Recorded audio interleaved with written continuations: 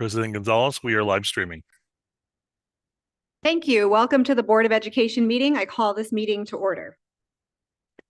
I want to remind those speaking during tonight's meeting that we are using YouTube closed captioning. So please speak as clearly as possible, which clearly I cannot do. Next is our Pledge of Allegiance. I'd like to ask everyone who is able to please stand and join me in the pledge in English and Spanish. Pledge allegiance to the flag of the United States of America and to the republic for which it stands, one nation, under God, indivisible, with liberty and justice for all. Juro fidelidad a la bandera de los Estados Unidos de América y a la república que representa una nación bajo Dios, indivisible, con libertad y justicia para todos.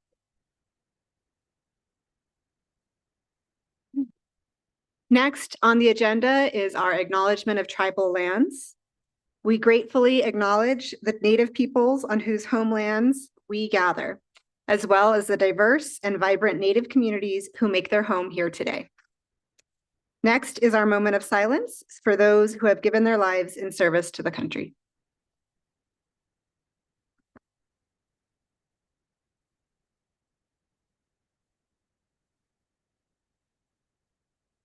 Dr. Albright, may I have a roll call vote, please? Janelle Astorga. Here. Ronaldo Tomorito. Here. Heather Benavides. Here. Crystal Tapia Romero. Here.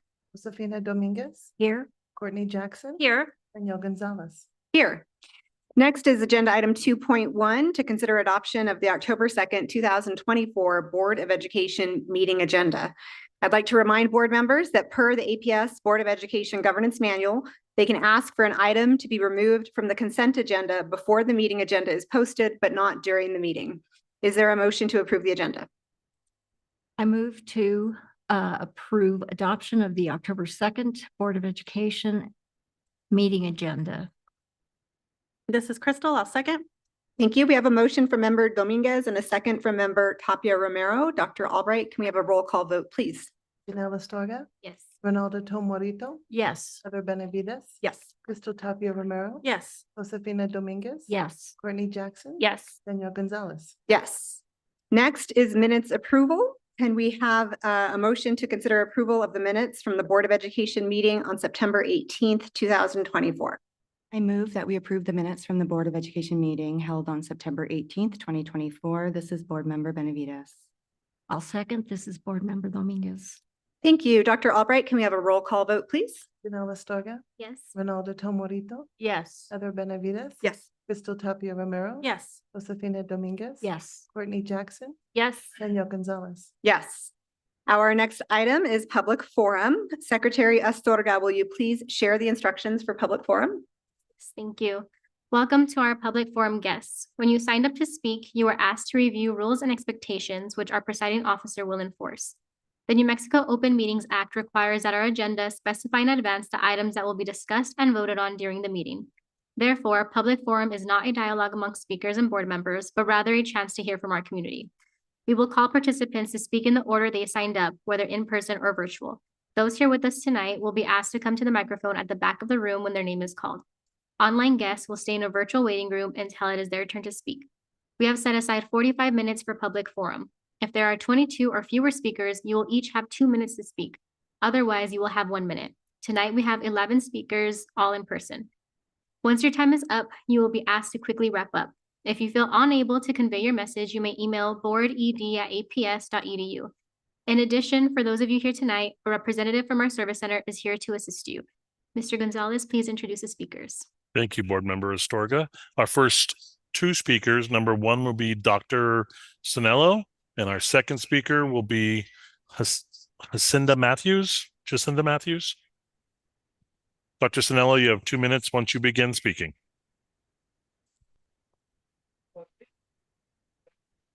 Board members and superintendent, thank you for serving.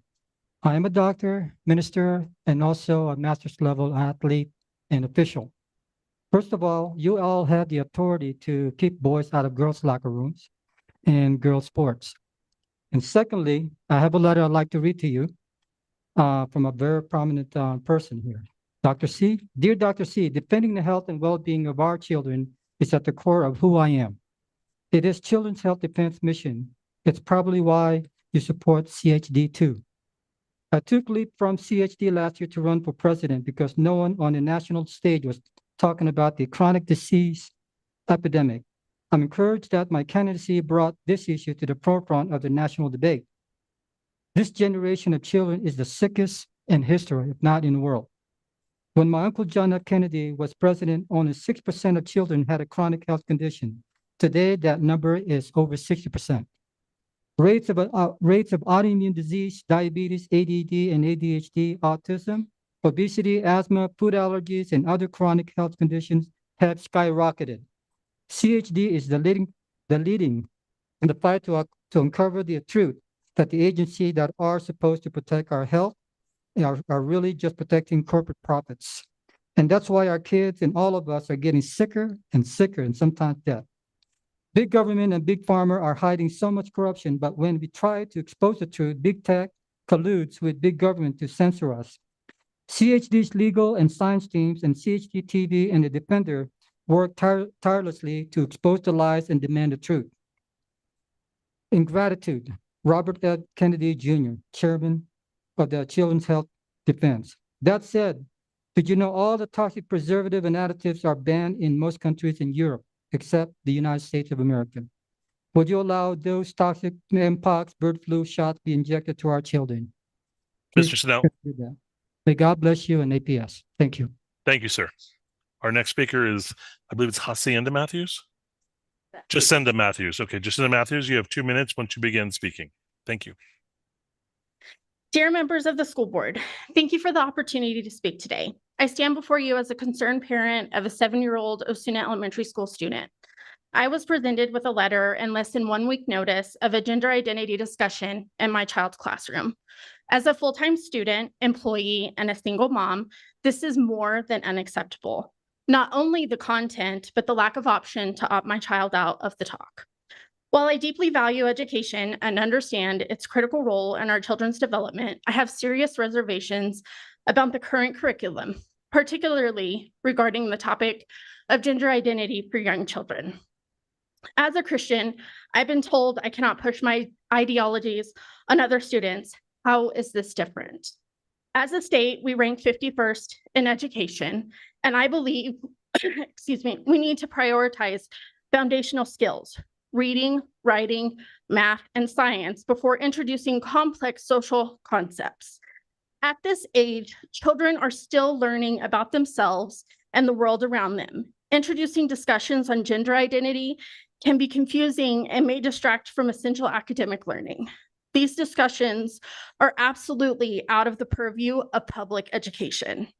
I urge the board to focus on improving our educational standards and ensuring our children receive the best possible preparation for their futures. Let's provide them with the tools they need to succeed in a rapidly changing world, rather than introducing concepts that may not align with their developmental stage or their ideals of their own family. It is not APS's job to parent my child. It's mine. Thank you for your time and consideration. Thank you, ma'am. Our next speaker is Sharmila Gordia, followed by Mary Walker. You have 2 minutes once you begin speaking.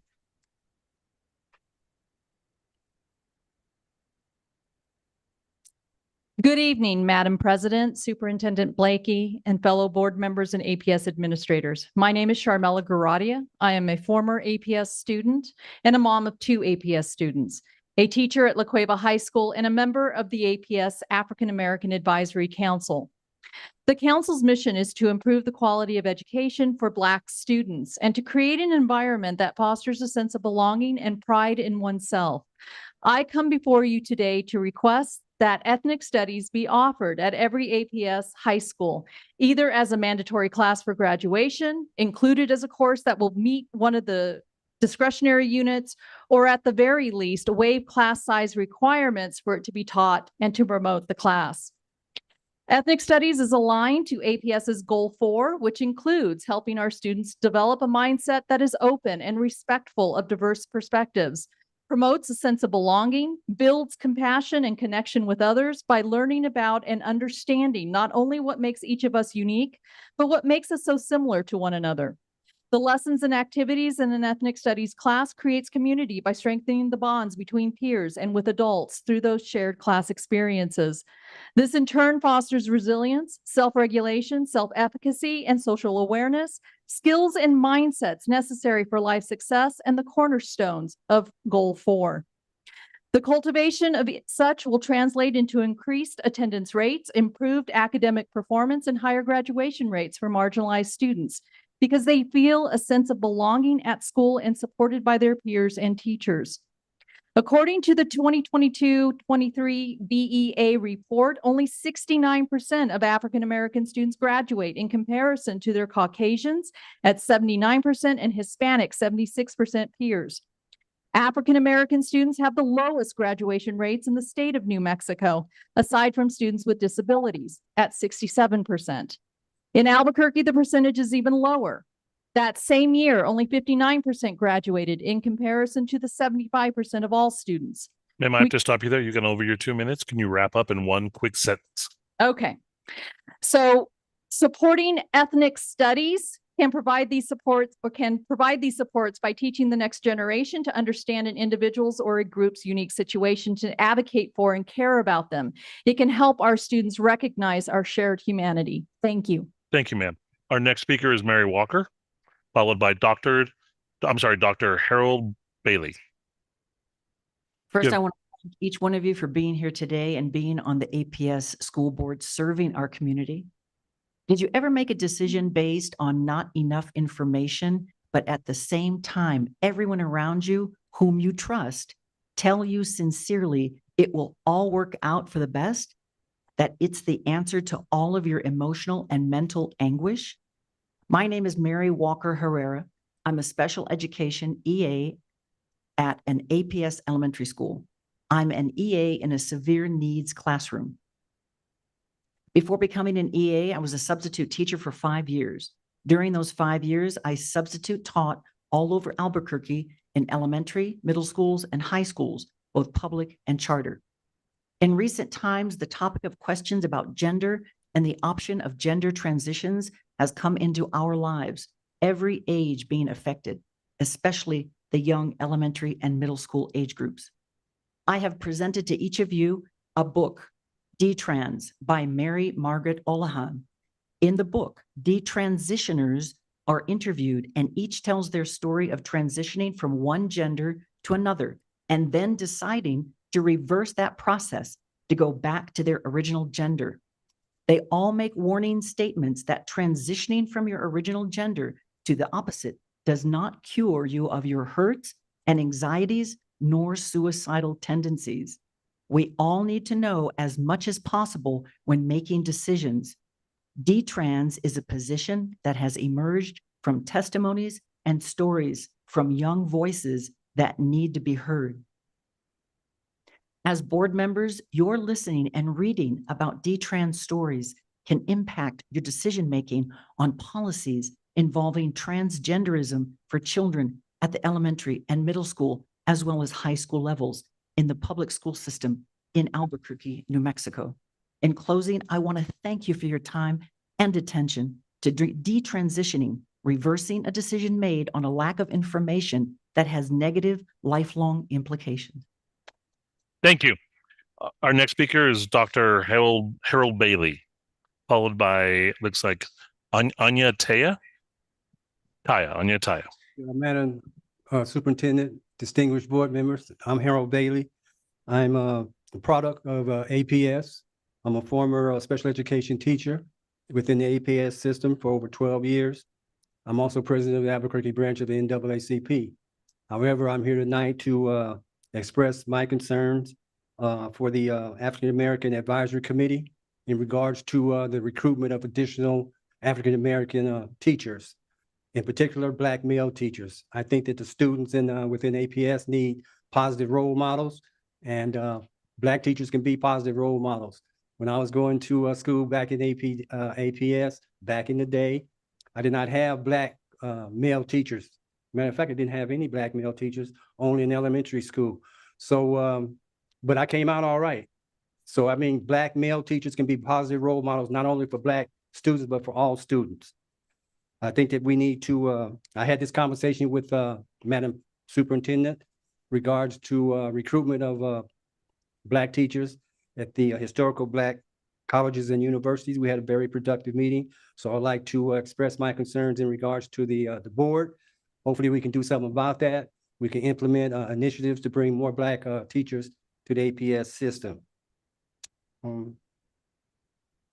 Also, during my time in special education, I noticed that there are a lot of Black male students referred to special education classes. So I think that if we had additional Black male teachers, we could probably offset that trend because a lot of my students, they were in D level, especially at D level, but they were very smart. And a lot of teachers are not trained to handle, the 21st century student. So if we increase the number of Black teachers, I think that we can affect this trend. So thank you very much for your time. Thank you, sir. Anya, you're up, followed by Renee Pacheco. You'll have 2 minutes once you begin speaking. Good evening, Madam President, Superintendent Blakely, fellow board members, and administration. My name is Anya Taya, and I'm a senior at La Cueva High School. During my junior year, I had the privilege to take ethnic studies. Today, I'm here to talk to you about why ethnic studies class is important. Ethnic studies class is focused on learning about the perspectives and histories of minorities in our country. Ethnic studies is not just a class, but rather a place to be proud of our cultural backgrounds, as well as learn from our classmates.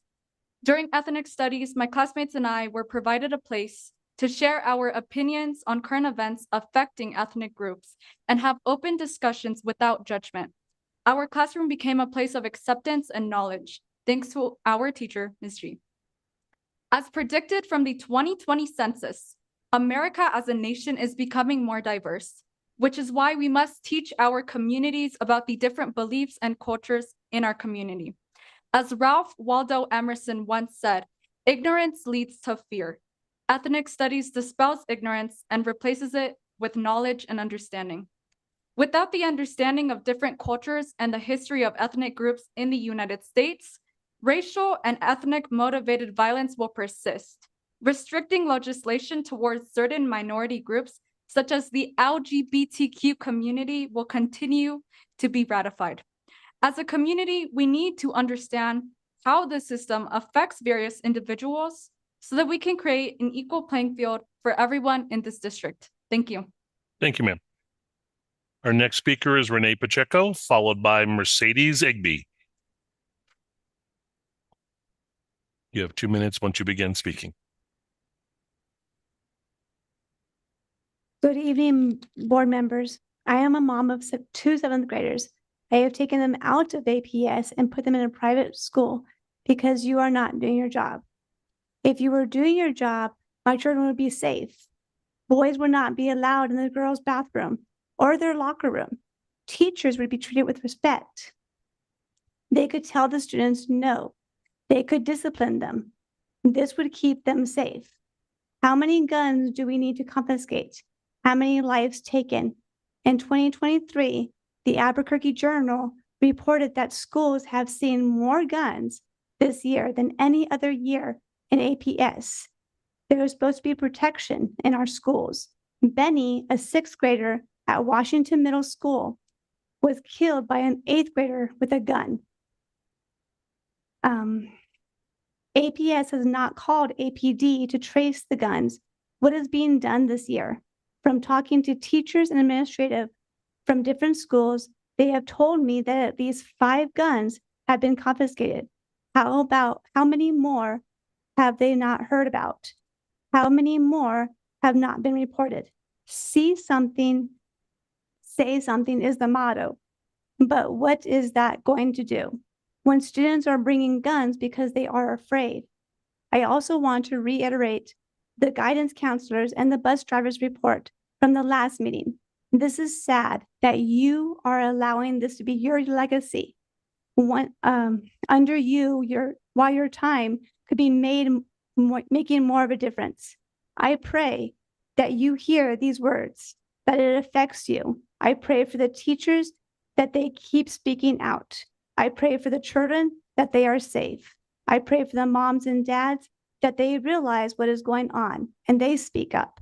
And we all come together to stand up for the truth and safety of all of us in the school system. Thank you, ma'am. Our next speaker is Mercedes Igby, followed by Daniel Tafoya. And you'll have 2 minutes once you begin speaking. Thank you. Good evening, Madam Superintendent, Madam President, and members of the board. My name is Mercedes Egbe, and I am a product of APS, and I serve as the co-chair for the APS African American Advisory Council, and I sit on the Profiles and Pathways Subcommittee of this council. I'm here today on behalf of the council to let the school board know that graduation rates for African American students were 10% lower compared to all students for the 2022-2023 school year. There was also a 6% decrease in graduation rates for African American students compared to 5 years ago.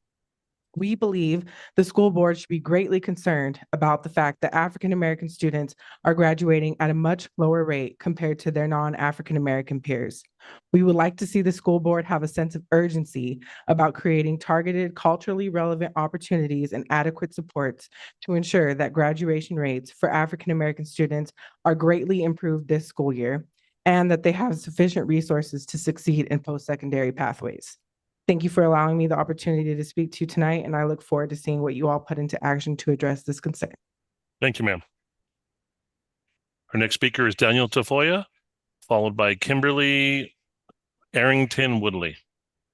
Mr. Tafoya, you have 2 minutes once you begin speaking. Good evening, Madam President and board members. This is my third time speaking about retaliation towards substitute teachers. Last Friday, a substitute teacher was fired again for retaliation for complaining about child abuse.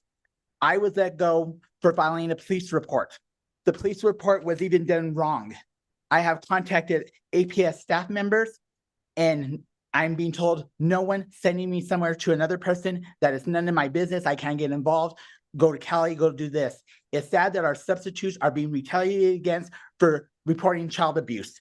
I reported 5 cases last year. Not one of them was improperly investigated. I am reported 2 this year. I was contacted 3 weeks later for 1 incident. Still, witnesses have not been contacted. I am tired that subs are reporting child abuse and all this stuff happening at schools, and instead of them investigating, they're retaliating against us and firing us. We don't know who to turn to. No one at APS has helped any of our subs who have complained about child abuse. It is sad.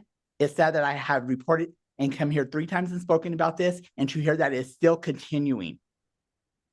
Substitutes are contracted by APS through Cali Services, but it's sad that we have no one to turn to for help when we see child abuse.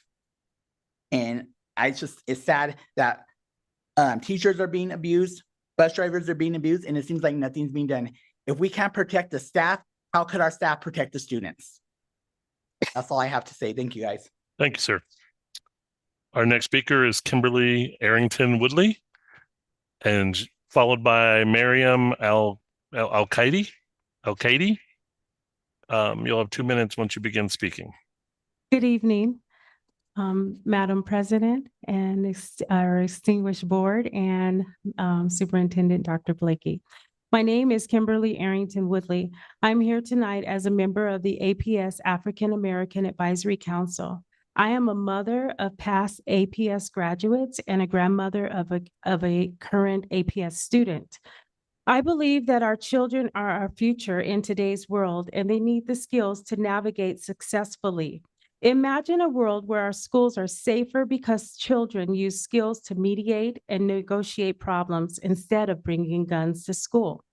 Or a world where our students see the harm that they have done and work with victims to repair the harm and make restitution. Mediation, negotiations, and repairing our world are not inherent skills.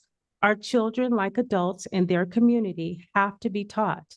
Restorative justice practices is an on-time practice that can be taught to our children to give them voice and to help schools proactively create a safer community. I ask you emphatically not to put restorative justice practices as something we might do, but to make it a must-do. I want to advocate that APS leadership endeavors to teach adults and students restorative justice practices. And by adults, I mean the teachers in the schools. APS could be responsible for creating a safer community for our children's future.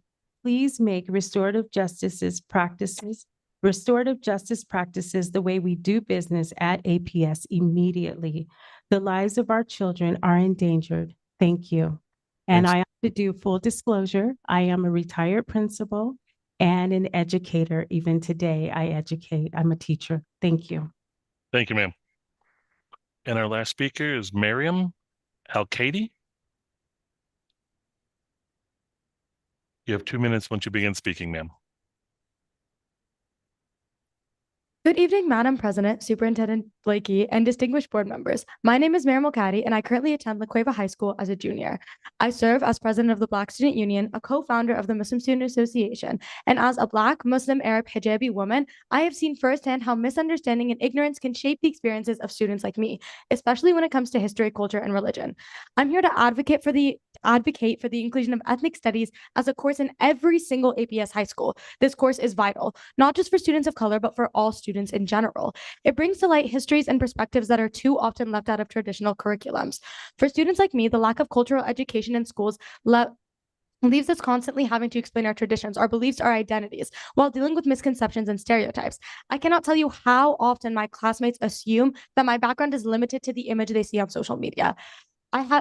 Just last week, I had a man tell me inside a bakery, hearing one word that I had an Indian accent. These experiences remind me of how deeply the system is failing to educate students in the diverse world we live in. Ethnic studies can change that. It's a powerful tool to counter and build an environment where all students feel seen and understood.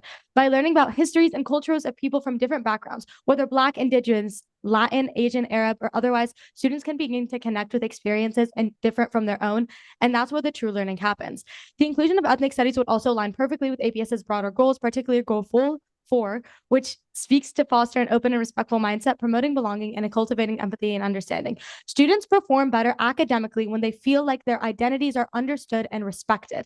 This course could be the key to creating that kind of supportive environment. I urge you to consider making this class available in every single high school, whether as a requirement, an elective, or just a class in general, and to provide resources to ensure that it reaches as many students as possible. It's time for us to move beyond surface level education and create a curriculum that reflects the diversity of the students you serve.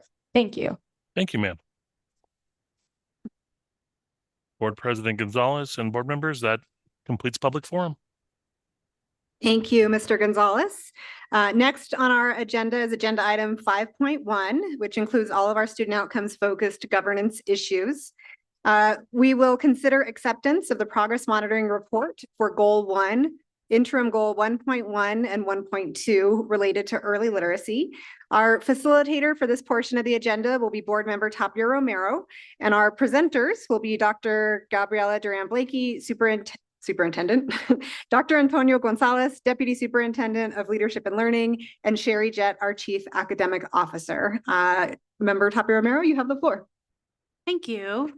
So tonight we're going to be monitoring Goal 1 and interim goals 1.1 and 1.2, measuring early literacy, math, post-secondary success, skills, habits, and mindsets. But before we hear our presentation, we need to confirm that our monitoring report is complete. I met with the team earlier this week and reviewed the monitoring report, and thank you for your time for helping me. And going forward, I do believe that all the criteria for an effective report has been met. But I will open the floor for anyone else who thinks we may be missing one of the elements. Does anyone have any evidence that suggests otherwise?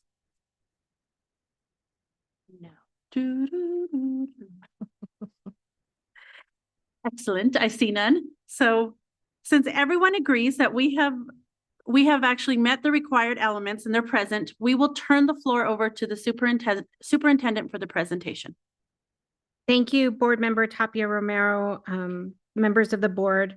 When we approached making the goals, the community told us that they want our students to be proficient readers. So the Board of Education has set a goal to make early literacy, Goal 1, a top priority for our district. The goal is to improve third grade reading proficiency by 10 percentage points in 5 years, recognizing that mastery of reading by this stage is crucial for future success. This initiative specifically targets historically underserved groups, aiming to increase proficiency rates from 27.3% in May of 2023 to 37.3% by May of 2028. To help us reach this goal, we are focusing on our interim assessments for first and second grades as our interim goals, with targets to boost their proficiency rates by 6 percentage points over the next 3 years. This comprehensive approach seeks to ensure that all of our students, especially those facing the most challenges, can read effectively by the end of third grade, which will lay the foundation for their ongoing education and success. You received a video showcasing the growth that we've seen in this goal. It was also shown before our meeting this evening. And tonight we are here to discuss Goal 1, our interim goals, and any questions that you have for us that are left unanswered. And with that, I turn it over to Deputy Superintendent of Instruction, Dr. Gonzalez. Madam President, members of the board, Superintendent Dr. Blakey, Chief Academic Officer Sherry Jett, and I are happy to be with you this evening to answer any strategic questions that you have in relationship to Goal 1, Interim Goal 1.1, and Interim Goal 1.2. We stand for your questions. Thank you, Dr. Gonzalez, and thank you, Superintendent. So we will now open the floor for our monitoring conversation. As a reminder, we have asked questions that are both technical and tactical in nature before tonight's meeting. Those questions and their answers are posted with the agenda materials for the public to see. Each board member is expected to ask a question during the meeting to help us understand how the administration's actions align to the board's goals and guardrails. Those questions must be SMART, meaning they must be strategic, measure-focused, ask-oriented, results-driven, and time-bound. So here we go, guys. Let's roll. So we will go ahead and get started, and I will go ahead and open it up to the board as we go through our questions. And I'm going to encourage the entire board to help hold each other accountable to ensure that we're actually following the guide that's placed in front of us to ensure that they're SMART. And I think as we work through this, it'll really allow us to align our questions more appropriately. So having said, I'm going to actually go to my far left, Board Member Astorga, if you don't mind starting us off. Of course. Thank you. So on the Goal 1 root cause analysis, it states that we did not adequately address the learning loss for students during online learning. I first just wanted to thank you for calling it out and really letting folks know that and acknowledging that we have a generation of students that did lose learning during online learning and COVID and everything that happened. So thank you for making sure that that was in there.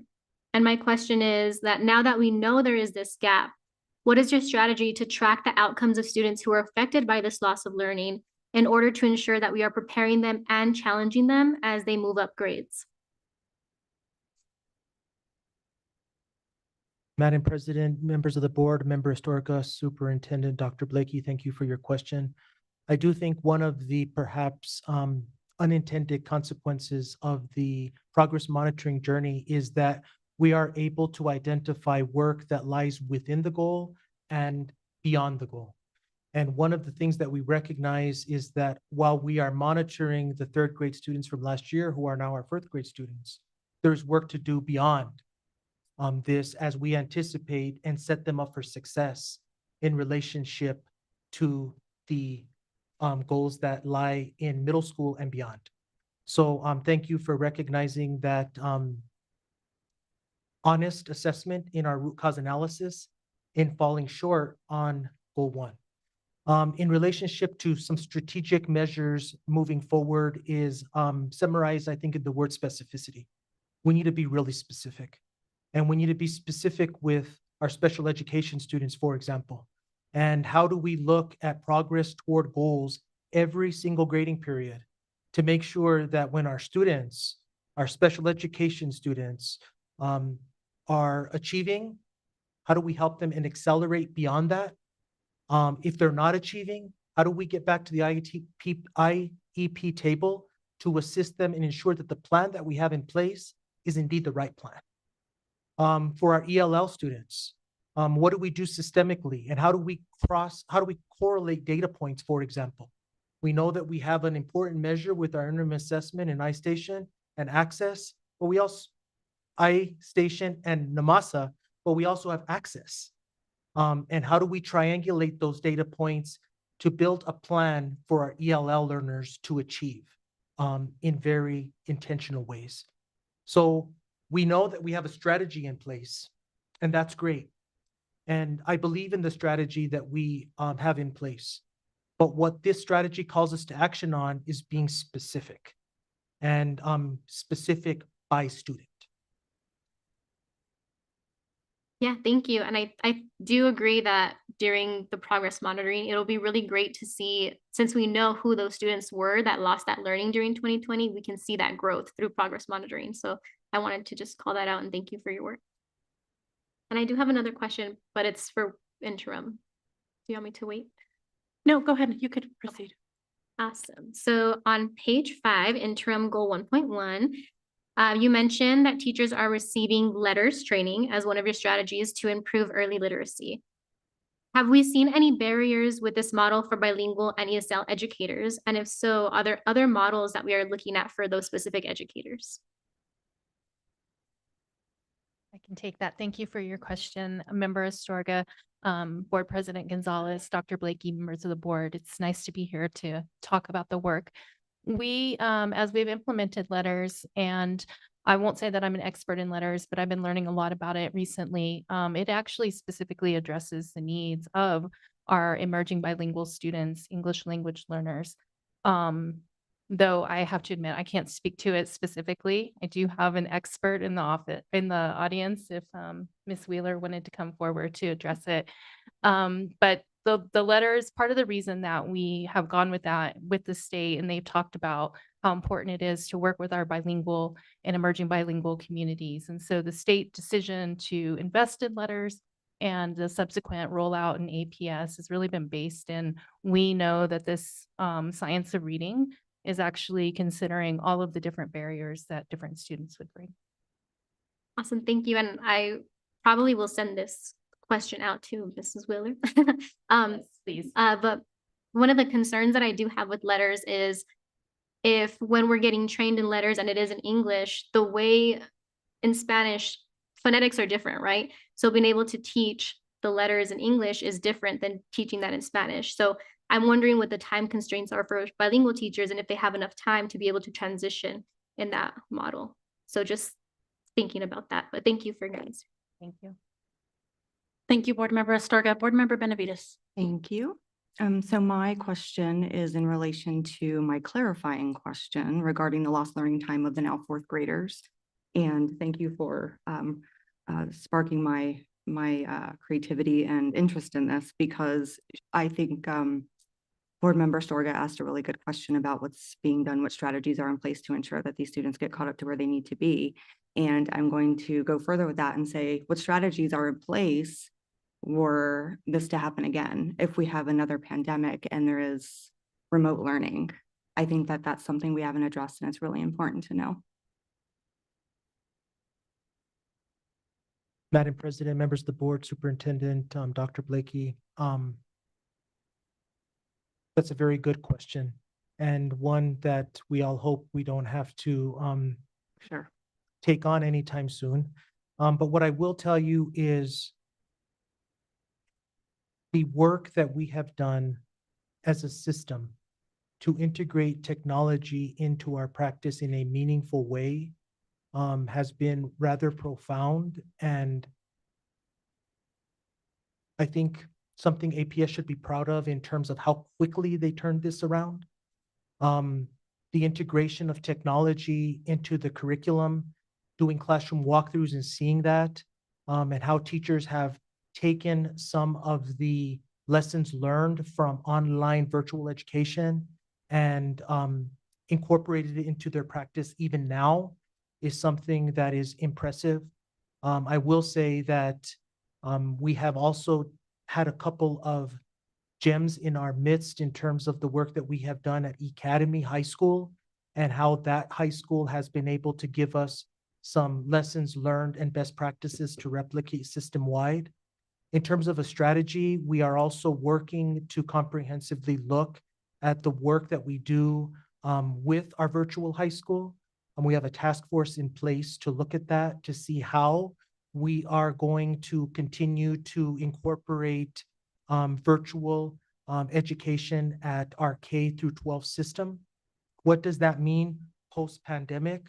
How do we continue to service students in multiple venues well with the high school nuance of credit recovery, which in some ways fell to a virtual space by default because of the pandemic? So how do we offer diverse options for credit recovery inside and outside of virtual education?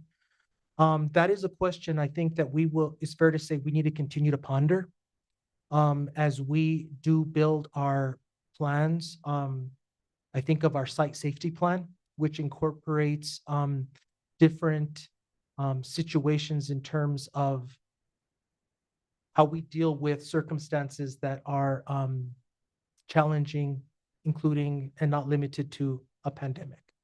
So something we can go back and look at for sure. Member Benavides, I also want to point out that, our goals are very specific to the students that we're looking at. And I think that looking at these data, it really does kind of exemplify for us the impact that the online learning had to a section of our students who didn't have the same access to either internet, to having, a parent sitting with them or somebody sitting with them when they're in kindergarten to navigate online learning. I remember just reading a book to a class in kindergarten when we were online, and I had such admiration for the teacher. Like, how did one little girl just started like opening her drawer and showing all the clothes that she had. But I started thinking about how the teacher was trying to navigate like those formative years of teaching. And as we progress in our progress monitoring to see goal 2 and the impact that the pandemic may or may not have had at the same level for older students, I think if something happened and we had to do something similar again, we are now very aware of those formative years and what that really looks like in remote learning and the impact that it has had long-term on them. I appreciate Board Member Astorga pointing out those students because they're 4th graders, and just because we're not monitoring 4th grade, we can't just not know that we have this bubble of students that is now in 4th grade, which my nephew is a part of, and they are always going to be behind unless we really narrow focus on how we're really impacting their learning, whether we need to provide more tutoring to them, maybe, like how we can make sure that our 4th graders are getting intervention, even though we're not monitoring 4th grade. It's really important that we target our interventions at 4th grade based on what we're seeing. The positive news is as you look at interim goal 1.1 and 1.2, you can see where that isn't happening now that these students have been in school. But we can't let go of this bubble of students that are going to need more intense instruction before they get any further. Thank you. Great. Thank you, President Gonzalez. Thank you. So in light of the data that's on page 2 to 3 of the report for goal 1 monitoring overall, showing that the outcomes for our targeted groups decreased, I'm curious if you could speak to what changes to the next fiscal year budget we can anticipate in order to address that issue.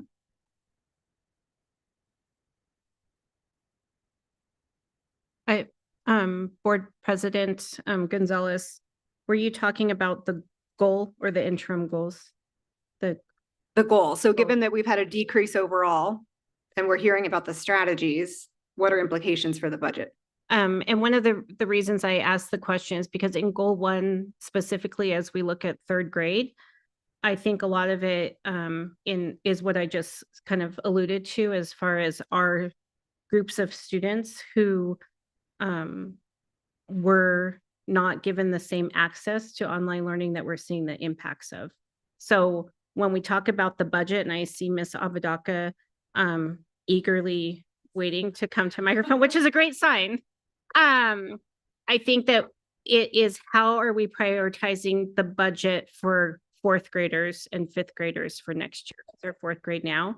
So we have to target, like, how are we going to target instruction for fifth grade, particularly for next year, not just overall, how are we going to reach that? So go ahead. Thank you.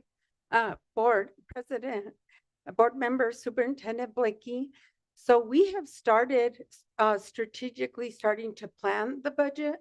So starting not closer to when our deadlines are, but actually starting earlier this year.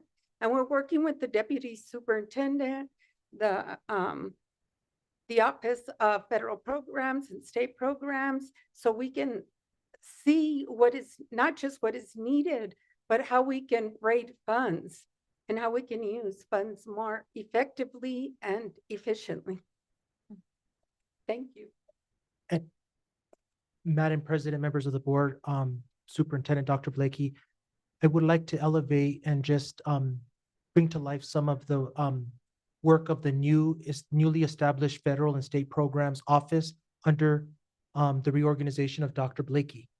This office has really been formed in some ways to answer the question of return on investment and program effectiveness. And as we anticipate the budget approval process again this next cycle, we fully anticipate the question of how are we doing things differently? How do we know what we're doing is working? We have a new executive director in Dr. Blea who has taken this work head on and looking at how we have taken federal funds, as an example, historically in Albuquerque Public Schools, and departmentalized them, not through bad intention, but we've departmentalized them as opposed to making these funds district strategically aligned. So how does Title I intersect with Title II and Title III and Title IV? And how is there a strategic approach of deploying resources to the system and to our schools, as opposed to having a Title I initiative, a Title II initiative, a Title III initiative, and so on? So what's happening is our new executive director is looking at each one of these grants. What are the plans beneath them? How are they proving and yielding success or not? And having the hard conversations with the program managers under those grants to justify the work that they're doing.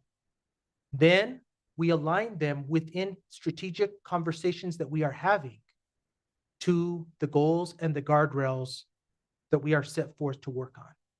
This work, I think, will come to life in the budget presentations that lead up to the budget approval process. And I trust that it will be well received by the board, because a lot of work has gone into what that sign says right here. Student outcomes don't change until adult behaviors change. And that is a big example of how we are working to change adult behavior in response to goals and support to students. So just to follow up on that, in terms of making my question time bound, because I think it was mostly SMAR, the time frame specifically for these types of changes. So you articulated that it's going to be integrated with the budget presentations. I'm curious, as you speak specifically to the role of the new director of the Office of State and Federal Programs and our next board meeting with the legislative agenda, how you're going to write that, or what's the time frame rather? So say it another way. Because PED has the Black Education Act, the Hispanic Education Act, the Bilingual Education Act, the Indian Education Act, et cetera, which provides funds, programs, and staff at the state level. And we're making our legislative requests shortly. How is the work that you're describing that's happening with the new Office of State and Federal Programs influencing that legislative agenda? Or what is the time frame rather for it? Does that make sense? I think so. And I'm going to attempt to answer. And if I don't hit the mark, let me know and I'll try to adjust. What I would say is, in terms of a timeline, the charge to this new office is a set of recommendations by the end of this calendar year, so that we are able to implement within the new planning budget cycle from a staffing point of view, from a programmatic point of view, and from a budget approval point of view. in relationship to the work of PED, the unified application that coincidentally now is uniformed, similar to the work that APS is doing, the stars aligned, and that the districts are now having to report not by title, but by all of the above. So we now have one application where Title I, Title II, Title III, and so on is being strategically submitted. So the work that we're engaged in right now is very good because we are now in a position to coherently respond and coherently work. So who knows, maybe the PED heard what APS was doing and responded accordingly. But we're well positioned to submit the application. That was very helpful in terms of the time frame. I do have another question. Do you want me to do it now or wait till we come back through? So also in light of the data that we have showing the decrease in performance, and then also the Q&A, which indicated which specific subgroups were underperforming or outperforming. My question is, what strategies is the district using to engage the African American Advisory Council, and how is the work and the recommendations that we heard from them being heard and integrated as a part of your response to addressing the gaps with African American students? Thank you for that question. We're really delighted to have the members of the African American Advisory Council speak to us tonight. It's a relationship we value, and as we look at that data, we know that we're doing some good work, and we know that we have a lot more work to do in terms of supporting this population of students. I will note that in our goal 1 data, that our African American students were the ones that had the largest increase. And so we are beginning to celebrate that, and we believe that is part of our collaboration with the community and with the advisory council. That being said, I think the presence of Dr. Bailey and others this evening really highlights how we can continue to collaborate to make sure we're providing relevant instruction, the appropriate supports for our students. We have a long way to go, but we are excited to continue to partner and really, from the programmatic side, thinking a lot about what are the very specific ways that we make our curriculum culturally and linguistically responsive to all of our students. And so that's a conversation we're having pretty much across the board, not just with our African American students and families, but our Native families, our English language learners. Like we have much we can learn from our community. I think additionally, one of the things that Dr. Bailey pointed out that is really important is in our staffing, and really being intentional about how we are staffing our schools and how we are recruiting teachers. And based on talks with Dr. Blakey, I talked to myself, Dr. Bailey, and members of the council, we have started recruiting at the historical Black colleges. We had Mr. Carruthers go recently to his alma mater to help us recruiting teachers. And we're looking at how we can partner to support teachers once they're here, which is another thing that I've been talking to Dr. Bailey and Mr. Carruthers about. Is it's not just recruiting people, but how do we, not just the kids feeling a part of something, but how do we ensure that the adults working in the school also feel connected to working in the school? The council also, before I started, when I was in my pre-start time, I met with the council, and they had given me advice that I really valued on recruiting or interviewing principals. And they gave me some questions that they suggested that we ask. And I did ask several of the principals when I came on to be able to start hiring principals. I used several of those questions in hiring principals when I was interviewing them, because some of it isn't really as tactical as this strategy. Some of it is just, how are we creating a culture where we value people and we create a sense of belonging for both the adults and the children. And I think that is a lot of the work that we have to do. And in listening to the public comments, even about ethnic studies, that's something we're working on. As far as what I heard this evening was, how do we make sure all students have access to it? And we've had some discussions, and Dr. Gonzalez and his team are working on how do we make sure that when students are enrolling for classes, that there are same classes at all schools, so that we can really see what the student voice is in designing that, instead of it being based on, well, at this school you can take this class, but not this school. And that's also some of the work that the high school redesign committee is working on as well. Thank you. Great, thank you, Board Member Jackson. Thank you. So if you don't mind, I'm going to be a little blunt. I was not, well, let me back up a little bit. The answers that came in under the instructional strategies related to Yazi Martinez, African American and bilingual achievement.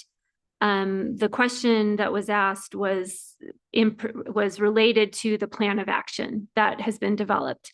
And the question was this plan of action developed prior to the release of the data, or is this the plan of action now that we have the data? And I am not convinced, based on the answer that was submitted, that that this is a strategic answer to the data that we have. So my question is, specifically as it relates to goal 1, what I'm trying to understand is, how did you pivot the plan based on the fact that the data came in below what the what the projections were showing? Because the answer said that the plan was developed prior to the release of the 2023 NMASA data. It takes into account achievement data and trends from the past years, but the achievement data and the trends from the past years were actually showing an increase. And so the data that came in this year was off trend. But you're telling me that a plan of action that was developed in July of 2024 is the exact plan to address where we currently are. And I'm not convinced that it is what it was. I'm not making a suggestion. Convince me that the plan that you have is the pivot that you need to address the acceleration that we need. Board Member Jackson, I'll start with the answer. You were ready. We'll see if we were going to say the same thing. So these data aren't of surprise to us in waiting for the state data, because of the 90-day plans that the schools have been doing.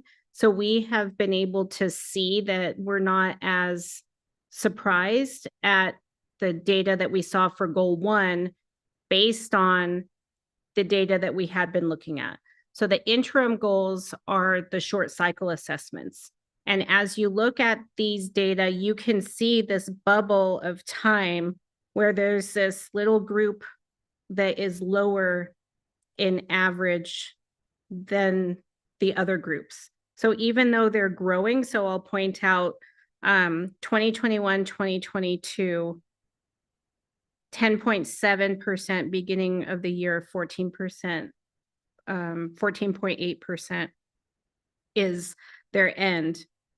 That group on interim goal 1.2 is the 18.5 to the 18.3. These are the kids that then last year were 3rd graders. So they're the ones that are represented in the NMASA. So although they grew in 2021 from 10.7 to 14.8, we can see that there was already an issue here when they're in 1st grade. Because next year, remember when we look at these data of the interims, these are completely different students. So the 2022 students that came in started at 17.7%. So you can already see that gap of where the students were already coming in late. So even though they grew and actually they didn't grow in 2022, 2023, they were 18.5%. And at the end of the year, they were 18.3%. So that group stayed flat. That's last year's third graders that are represented in Goal 1. So based on these data that we had been looking at, the strategies that were in place, we're looking at based on the 90-day plan, here are things that we need to intervene this year to, and as we were creating the strategic plan to address what we saw in the data. So getting the NMASA scores wasn't verified the strategies that were in place. Dr. Gonzalez, do you have anything to add? Ditto. I would just add, Board President, members of the board, Dr. Blakey, that you raised an important process question that we have been talking at the table a lot about in regards to preparing progress monitoring documents and the process and the sequence we use in preparing strategy. When we look at data, before we're establishing strategy and not the other way around. We can't be building strategy and retrofitting it into the data. We need to look at the data, consider the data, identify the holes in the data so that we are able to build a specific strategy to respond to what's glaring in the data. We also have stumbled upon some promising practices in terms of informing ourselves. And one would be, in any one of these goals, what are the schools that are really achieving? What's the story that we are able to tell from those schools? Likewise, what are the schools that are really struggling in any one of these schools? I think you saw an example of a highlight or a, what are we calling it? A peak moment in terms of the video you saw before the meeting, in terms of highlighting and replicating and telling the story of some of our schools that are really doing some work well and helping other schools maybe learn from their success, and using our performance framework to support schools that are struggling. Okay, so if I can just clarify, what you are assuring me of and attempting to convince me of is that the plan that is here was not created based on past year's data. It was pivoted, it was adapted because you were watching the 90-day plans and the short-term assessment data that was coming in. And as of July 2024, when this was created, you already had an idea.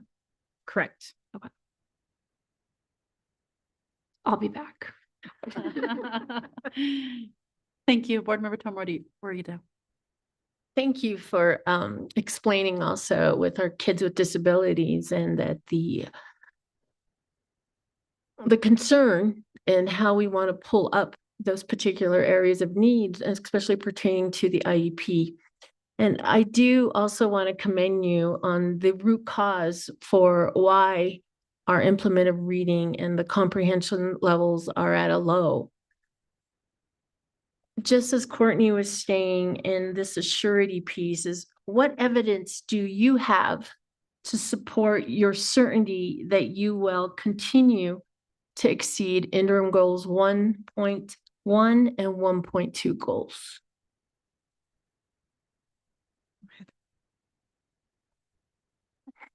Any one of us. You don't. Thank you. Heard her answer to these questions. You have? Then you should repeat what I said. Thank you, board member. So one of the things that gives us confidence is in looking at the trajectory and the goals, starting with this year's first graders and second graders. So it gives us the indication in looking at it now that we are on a trajectory of the students, first of all, coming in at a higher BOY, which is the beginning of the year point. So we can attribute that to a number of factors. One is we do think that we're seeing success in the state's investment in early childhood education. because of where students are starting to come in when we see now in first grade. In fact, in kindergarten classrooms that I've gone to visit, they can see where they can begin teaching from when they used to start teaching, just in individual skills based on that investment. So that's one thing that we've seen in some of the data. So we know that the strategies that we have are research-based strategies that seem to be showing that they're effective, as we're seeing in the interim assessments. That then leads kind of to what Board Member Jackson's question is what gives you confidence that that we'll meet goal 1 next time we review it?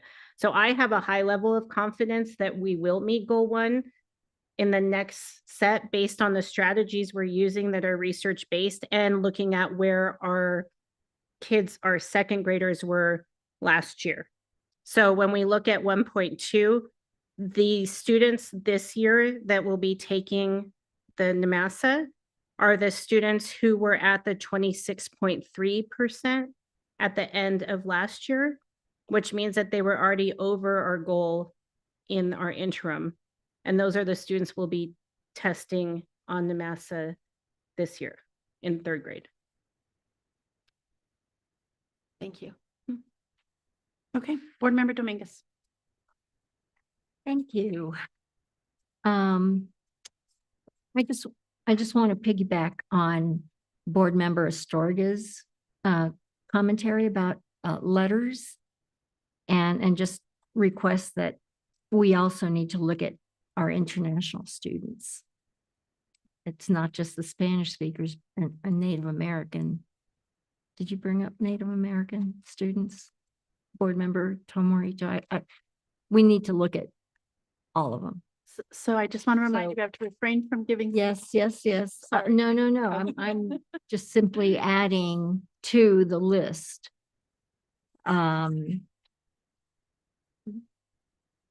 So my question is, how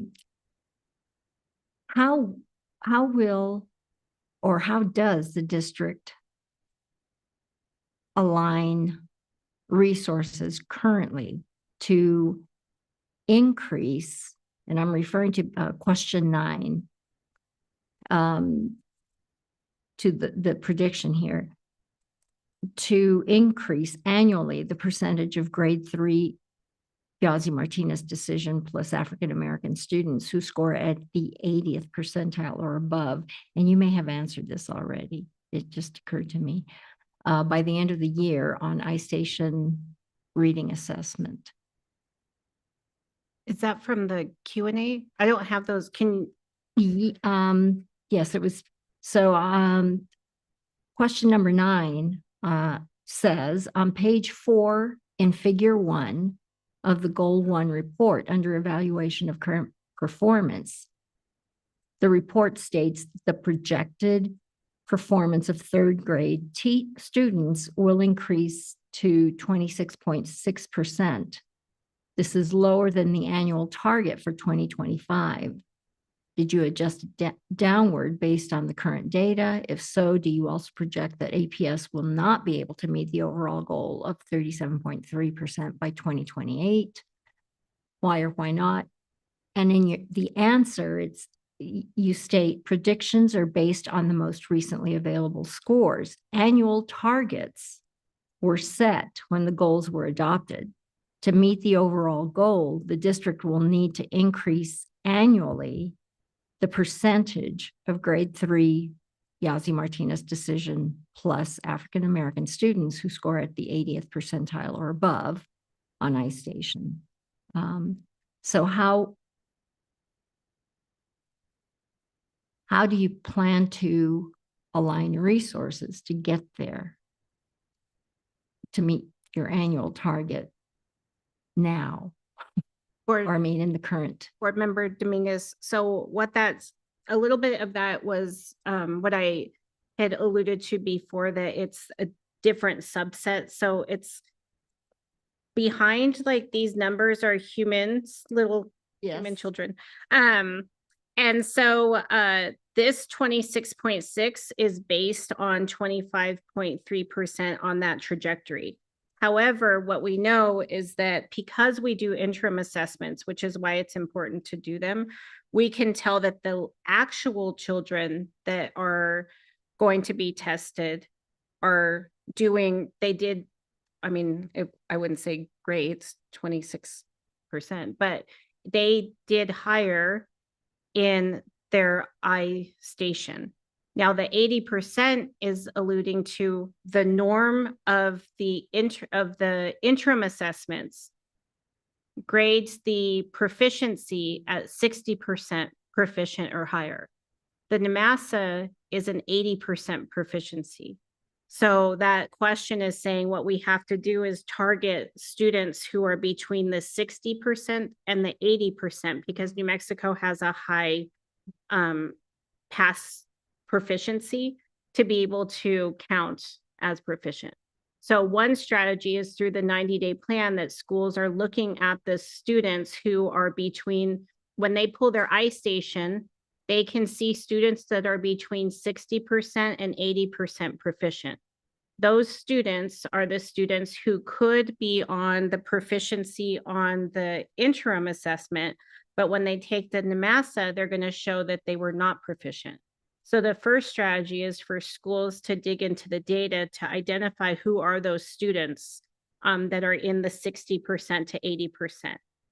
The second part of it is being very intentional with our performance framework and how our assistant superintendents are doing walkthroughs in the school to really focus on the school level of the schools that are in the priority and emerging group to make sure that they're getting real-time coaching and finding out if there are things that they are missing that they need. One of the things we're really looking at with those schools too is making sure that they're staffed correctly, that they don't have a lot of, things that could be seen as not routine for the students that then would impact them as well. Great, because I got rid of another question. Go ahead. I do, but this next question is a future question. May I do that now or? Related to? Yeah. Go ahead. So how will, this has come up in the conversation, how will the intersectionality of our targeted population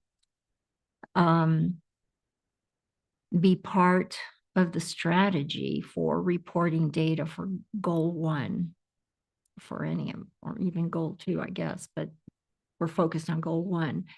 So we have Native American students who are also special ed, who are also, or, that intersectionality, I feel like that gets lost in the reporting, and it's important.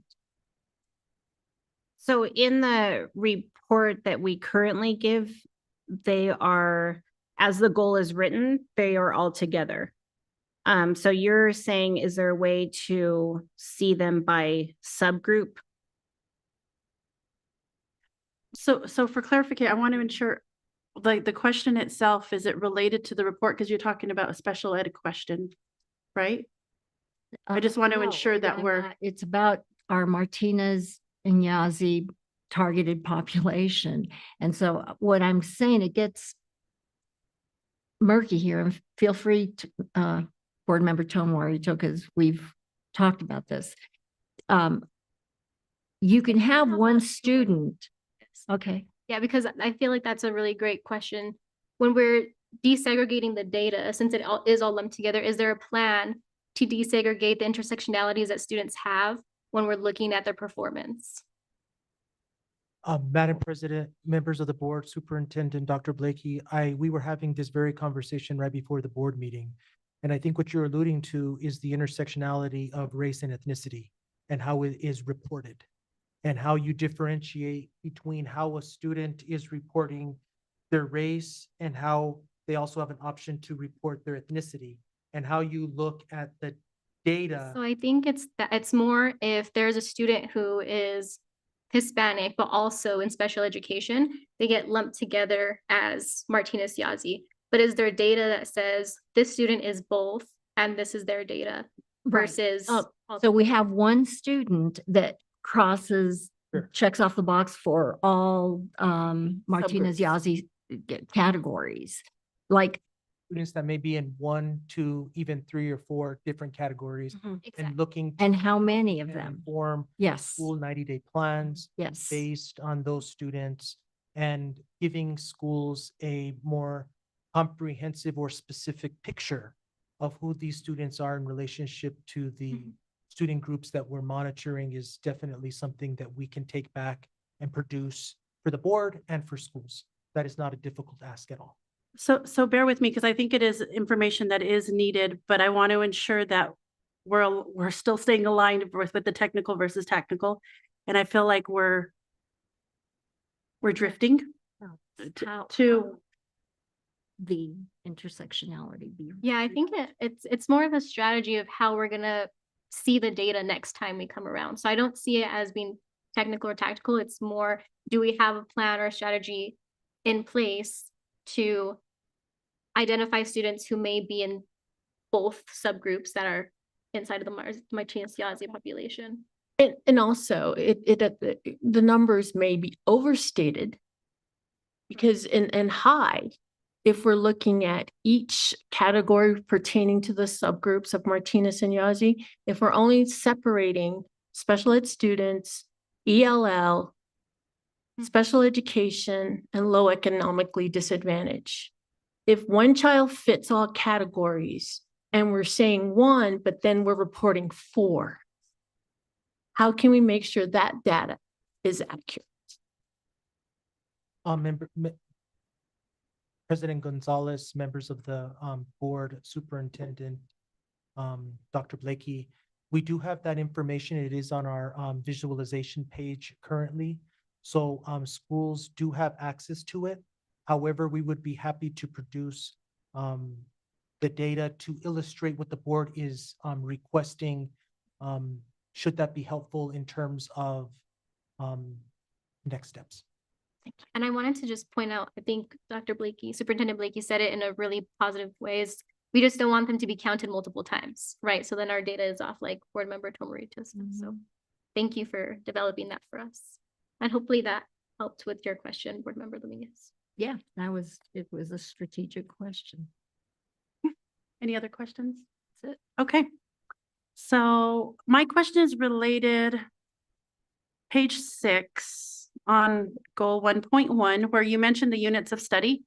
We talk about, making instruction more holistic, but I don't see where we address how they will directly address the ELA goals and how are they specifically used in the classroom? Thank you for that question.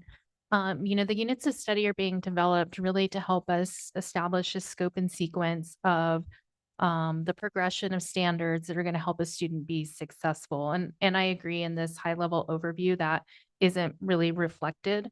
So thank you for the question. I think when we are looking at those units of study, and I'd be happy to maybe share an example with the board. They are in development. What their purpose is beyond the scope and sequence and those spiraling of skills is to really make the learning experience very, very rich.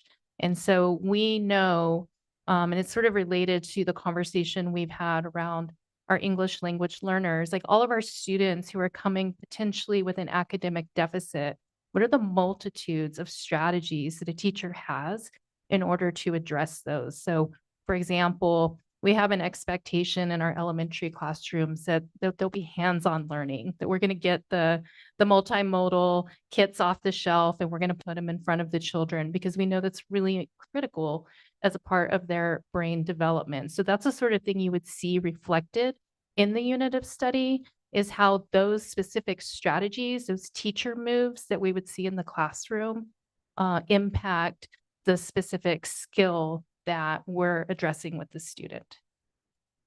Okay, thank you. And I guess to follow up on that too, back to the units of study, is making sure how are we confident to ensure that it's being used consistently across the district. From, if we look at schools within the Northeast Heights versus West Side, can you ensure that is being carried through properly. I think that's part of our work of Guardrail 3 that we're looking at when we look at instructional materials. We're also looking at instructional practice. The goal overall of the units of study, one of the goals, is to reduce variability across the district so that we're having not a standardized experience across the school, but a less variable one. Like we can count on if it's a certain time of year, this is generally the standards and skills we're addressing, particularly in communities where we have high mobility. This is key if students are transitioning between schools. Madam President, members of the board, Dr. Blakey, I would add to that the role of the principal is critical. And the support and coaching of the principal is absolutely critical. And one of the things that we have done is we've worked on a principal leadership tool with an associated scorecard, which is basically taking into account the New Mexico principal evaluation process, triangulated with the goals and guardrails set forth by the district. So we have now a common approach for principal coaching, regardless of the area of site of town you're in, regardless of the level you're leading, what elementary, middle, or high. And we have coaching support for our coaches with the idea of it doesn't matter who the principal supervisor is, it's a common approach to accountability. It's a common approach to principal coaching. Likewise, really working with sharpening the eye of what our principals are seeing as they go into their classrooms to support their teachers with the execution of the use of high quality instructional materials and the teaching of grade level standards. And if they're not doing, using those materials, how are we district adopted? How are we making sure that the materials they are using are high quality? How are we making sure that the standards they are teaching are grade level? And the investment in our principal supervisors, our assistant superintendents, and our principals is something that is paramount in the work right now to really limit the variability and ensure the accountability of the work, because it's the voice of the community we're aiming to realize. Great, thank you. I'll go ahead and open it up to the board if we have any additional questions that we need to revisit or you didn't get a chance to ask before we continue. No? Okay. Awesome. Thank you. So again, thank you, board members. This was very productive and allowing us to have this conversation. And I appreciate all of us doing our absolute best to follow the guide and the way we've been instructed. So now we must vote on whether or not we will accept this monitoring report. As a point of clarity, we are voting to accept this report as a formal acknowledgement that we have had a satisfactory conversation with the superintendent and a deeper understanding of how the current reality for students lined up with our vision for them. So at this point, Board President, I believe we could entertain a motion. Great, thank you, Member Tapia Romero, for facilitating the conversation. Do we have a motion to accept the report? I'll move to accept the progress monitoring reports for Goal 1, interim Goal 1.1 and 1.2. I'll second. This is Josefina Dominguez. Thank you. We have a motion and a second. Is there any additional discussion? All right, Dr. Albright, can we have a roll call vote, please? Janelle Astorga? Yes. Ronaldo Tomorito? Yes. Heather Benavides? Yes. Crystal Tapia Romero? Yes. Josefina Dominguez? Yes. Courtney Jackson? Yes. Danielle Gonzalez? Yes. Thank you to Ms. Jett and Dr. Gonzalez and Dr. Blakey for that presentation. And the motion carried. We will move on to agenda item 5.2, which is discussion on board time use evaluation. And our presenter for this agenda item is Member Benavides. Thank you, Madam President. And I don't know if we're going to be able to get the spreadsheet that I provided up on the screen. Oh, okay, wonderful. Look at that's magic. You guys are amazing. Thank you. Okay, so I did a brief summary that I will go through really quickly. But before I do that, I want to give my heartfelt thanks to every board member, because in the last 2 weeks, I've had meaningful discussions with each one individually, and it renewed my enthusiasm for this work. And it also informed the way I approach this specific task. So I want to thank you all, honestly, from the bottom of my heart. You've been very helpful. Okay, so For July, we had 3 meetings, regular audit and finance, and a total of 144 minutes. 16.2 minutes were determined to be student outcomes focused, specifically goal setting and monitoring. So in total for July, 144 minutes for the month, 16.2 student outcomes focus minutes, 127.8 other minutes, which means 11% of our time in July was focused on student outcomes. It's very low. In August, we had 3 meetings, regular audit and finance, and 1 community engagement event, the state of the district, for a total of 424 total minutes. 75.81 minutes were determined to be student outcomes focused, specifically monitoring of goal 3 and interim goals 3.1, 3.2, and 3.3. In total, 424 minutes. We had 424 minutes for the month, 75.81 student outcomes focus minutes, 348.19 other minutes, meaning 18% of our time in August was focused on student outcomes. In September, we had 5 meetings, 2 regular, 1 audit, 1 finance, and a policy meeting, for a total of 355.68 total minutes, none of which were determined to be focused on student outcomes. However, oh no, this is not true. So I was going to say we would have earned some if the progress monitoring reports for Guardrail hadn't been placed on the consent agenda. I've since learned that we do not count that toward our time. So our quarterly totals are 468.68 total minutes for the quarter, 92.01 of which were focused on student outcomes, 376.67 were determined to be other, meaning a total of 20% of our time for the quarter was focused on student outcomes. Now, how this compares to the last quarter, it was 676 total minutes, 264 of which were focused on student outcomes, 412 were determined to be other, and 39% of our time in the last quarter was focused on student outcomes. So according to my measurements and methodology, we did decrease by a pretty large amount, 20% this quarter, 39% last quarter. But, you know, we can always do better, and I stand for any questions you all might have. Great. Thank you, Member Benavides, for the presentation and more importantly for the work. And I'd also want to thank board services staff for tracking the time as well in our minutes, making it easier for us to go back and review. Are there any questions from the board about this presentation and the data? No, I mean, sorry, Madam President. Member Jackson. Thank you.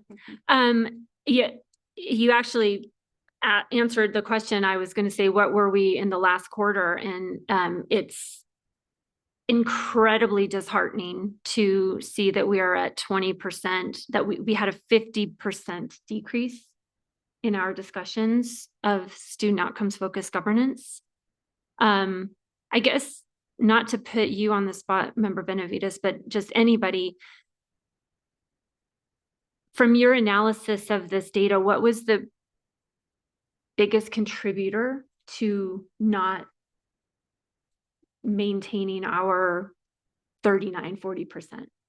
Well, if it's not on the agenda, it's not counted if we're not doing it. So if we are not setting goals and monitoring the goals, then it's not focused on student outcomes. And so it's a very narrow, I guess, definition of what we can count. And I know it's designed that way. But I think that it could be reframed in a way to say that, yes, it's 20% this quarter and it seems very low, but we spent 80% of our time doing things that might not be directly related to student outcomes, but are indirectly related. And so we're still working. And I think that's good. But, you know, if it's not on the agenda, if it doesn't come up in the schedule, we can't make it up. You know, we can't just put things. I mean, if anybody else has any input, I'd love to hear it. But well, like, for example, it's like, are you like referencing, we had the state of the district address, right? Obviously very important for community outreach and but counts towards our minutes, but doesn't count towards our student outcomes. I will add to just what Member Benavides was saying is what we really do count is the progress monitoring, right? That is our conversation on student outcomes. So for most of the meetings, I think we only had 1 in August that was actually progress monitoring. So if there's not a goal that we're monitoring, then we're not focused on student outcomes. And that's just the way that it's framed. So it's just a conversation that we need to have on if we want to put more progress monitoring on the agenda, or if there's something else that we want to consider talking to the coaches about implementing in our time use. Because one of the things too that we did monitor was a guardrail, and those don't count either towards our progress monitor or towards our time use. So So I do think the other way of looking at it is not adding more progress monitoring to our calendar, but it's removing more of the other. And so what I'm seeing from this, particularly in the month of September, were a lot of minutes, certainly in a lot of meetings, but not a lot of talking about student outcomes. And I think that's where we can hold ourselves responsible for our commitment to student outcomes and making sure that what we are putting on our agendas and what we are having public meetings about is student outcomes and not the other stuff, which I think is why we've established ad hoc committees and other means of doing some of that other work outside of public meetings. So we're not using public resources, which actually leads to my question, which was around ad hoc meetings. So we did have a conversation at our last time use monitoring or time use evaluation about how to count the ad hoc meetings. And we haven't been counting them. And I know then that Dr. Albright has established a calendar, or Board Services Office have established a calendar that is tracking or doing its best to track the ad hoc meetings. And so my understanding is because we are supposed to be tracking them and we're not, I do think we do need to go back and recalibrate. So in reality, our score would probably drop more. It would drop more because we've had ad hoc meetings. But I do think we just need to include that to be really transparent.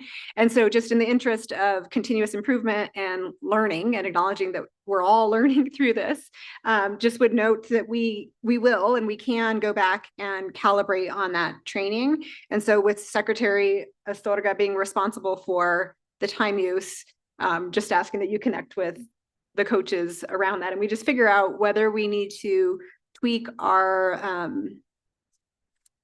tweak those with the tool, like we're missing it in the tool, but also just maybe tweak the training or the tool. But I think that's the other thing, both. Yeah. Okay, are there other questions? I have a question too. In relation to what we're discussing here, it makes me even go back to like the finance committee meeting that we have.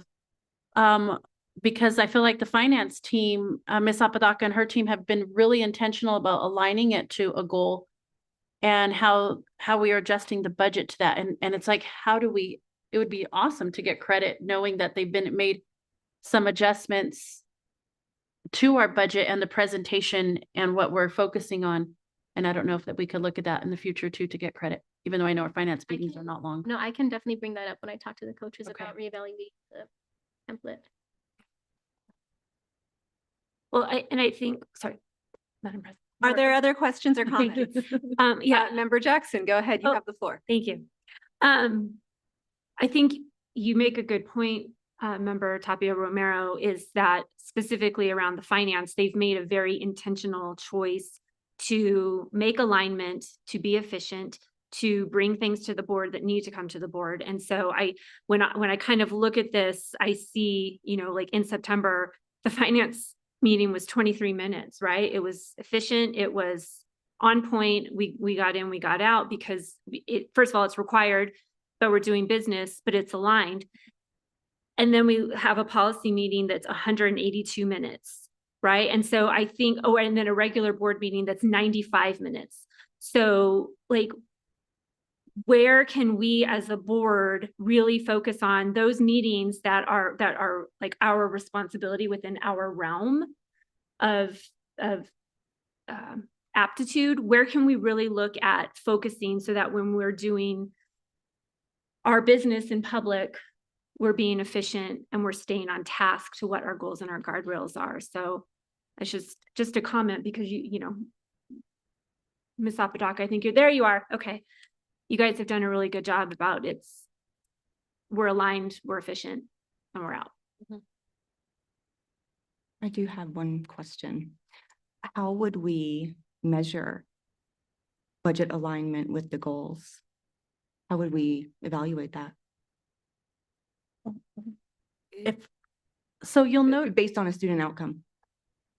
right, and I'm looking at Ms. Apodaca too. So you'll notice too on the presentation, they started to attach, like this is attached to goal 1, goal 2, and from what I'm seeing, the majority of everything we're discussing now, minus like cash disbursements, and they're not attached to a goal, but you're seeing the majority of the agenda now. She has included that with it. And I don't know if we do a percentage based on like if we have 15 items and 10 out of the 15 have a goal attached, we're able to count that amount of time. I don't know. Well, I understand what you're saying, and I think it's very useful to have that information, but there's no way really to test it. And so the way when we're monitoring, we get that information from test scores from students. We know that the interventions that we are providing are working or not working based on what the scores are. And I don't think that there's really a way to do that with the budget. And also further, I think if we were to find a way to do that, then would we reduce the budget in that area because it's not performing? I mean, I understand. mhm. I just don't know how we would test it. I know that it's related, Yeah. but how can we directly relate it? I'm just trying to get credit, guys. I hear you. I was so depressed. I will bring up the audit. So we'll leave it at that. Well, and I do think this broader question is at the heart of what student outcomes focused governance is overall. And so we do have a separate coaching document on aligning the budget to the goals and guardrails. And there is some coaching within that, I think, that we can revisit. The other thing is we do have our board guardrails on where we have committed to spend 50% of our time. And so the other piece is around how we're evaluating our board guardrails, and opportunity to have this conversation in light of that also, which would tie back to the SOFG framework too, but it's just not directly pulled out. So I think we could just figure out how we have that conversation. Other questions? Member Tomorito. Superintendent Blakey brought this up earlier when we're talking about the belonging piece, and that it is not really identified within SOFG, but there are those needs when it comes to our kids, whether we're looking at behaviors or some of these issues that are not really looked upon under this framework. But how do we identify, even if we're looking at adult behaviors, how do we also use that belonging in that framework, whether it's asking the coaches, because it's one of the parallels that have to sort of work together, but it's not because we're not identifying that. So when you brought that up, I was like, yes, that is another point that we're not addressing, but it should be because of the work that has to initiate the whole child. And so I'm just throwing that out there, like what can we do to initiate some of these relationship building areas, the framework of looking at even culture. It's some of these areas that really are concerning, but they're not looked upon within this framework. I'm just throwing that out there.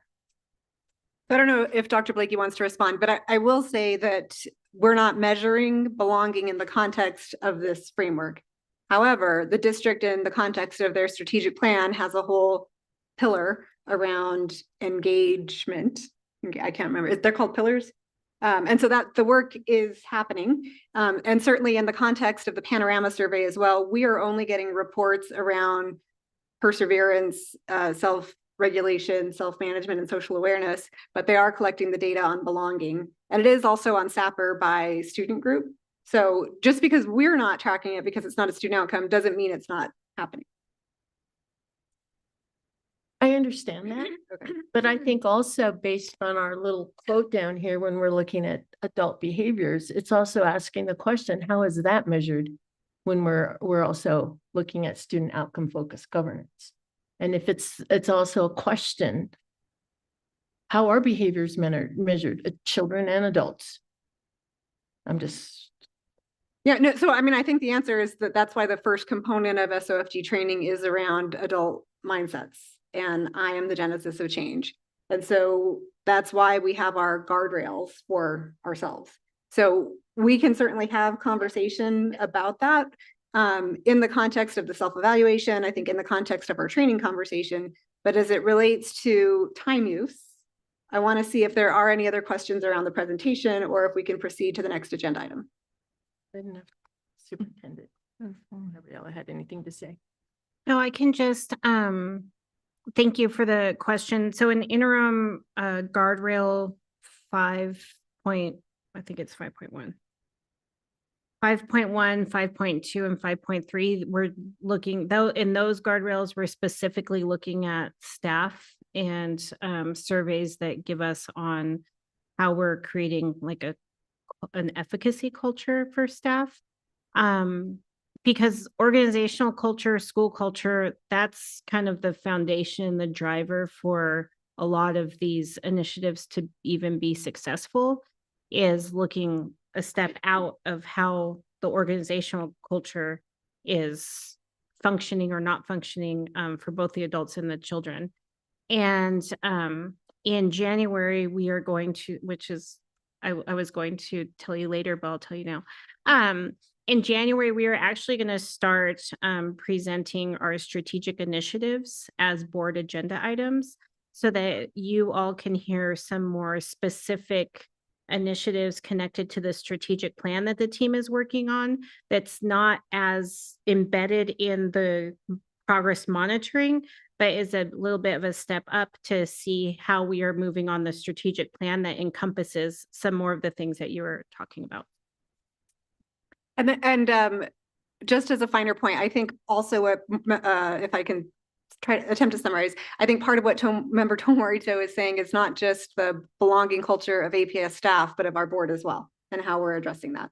And I think that'll come in the subsequent agenda items.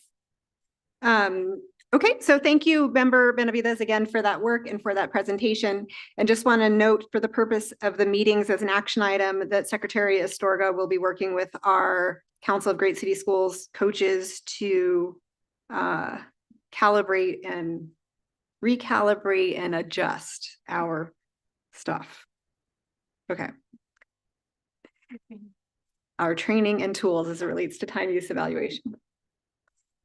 Okay, so we will move on now, still under student outcomes focused governance, to agenda item 5.3, which is to consider adoption of the APS Board of Education student outcomes focused governance self-evaluation for the year, for year 2, quarter 4.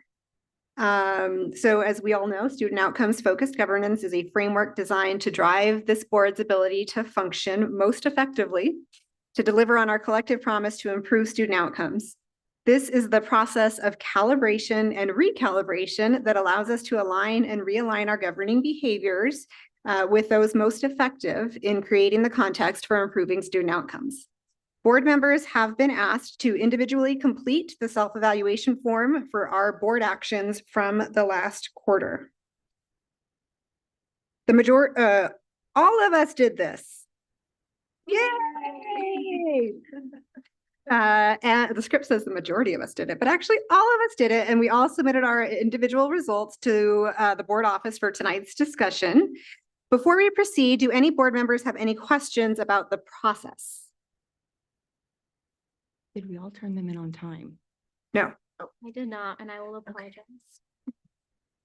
So the question was whether all members turned them in on time, and 6 turned them in on time. 1 did not. Member Astorga just outed herself with an apology. But we all turned them in. So yeah. Fine, Grace. Thank you for your personal responsibility there. So are there any other questions about the process? Okay. Thank you then. So I'll review the results for each of the 6 competencies of the SOFG self-evaluation. In doing so, I'll share our collective scores for each competency, and then we'll pause for questions or comments before proceeding on to the next competency. At the end of the review, we will have a brief conversation about what we feel is possible for a goal for our next quarter. We did receive scores from all 7 board members. The totals range from 42 to 69. Across each competency, again, there were 6, there was not one of the 6 competencies where all 7 board members agreed. So we will go through each of the 6 competencies. We disagreed, but we're not that far off. So, and we will begin with vision and goals. So on vision and goals, 2 members rated us as having achieved a 25, and I'm just trying to get to my framework before I continue. So let me just scroll down. Okay. 2 members rated us as having achieved a 25, which is meeting student outcomes focused governance. 5 members rated us as having achieved a 35. So we're either a 25 or a 35 on that one, with the majority rating a 35. So let's go ahead and turn to the framework and discuss. And so if you would like to argue, since the majority think we're at a 35, if you would like to argue or make a case that we're a 25, can you just share what evidence you have to support your position? I can start. I put 25, but can be a 35 if the staff feels that they have roughly 80% authority over the interim goal that they were measuring. So it didn't seem like it was a question for us. It was more of a question for the staff. So I just wanted to make sure that we all felt like it could be a 35. So I agree with the majority, since that seems like everybody's on board with that. Can you just real quick, where in the framework is the 80%? Oh, it's on the blue. Gotcha. Okay, thank you. So the superintendent, would you like to respond to that?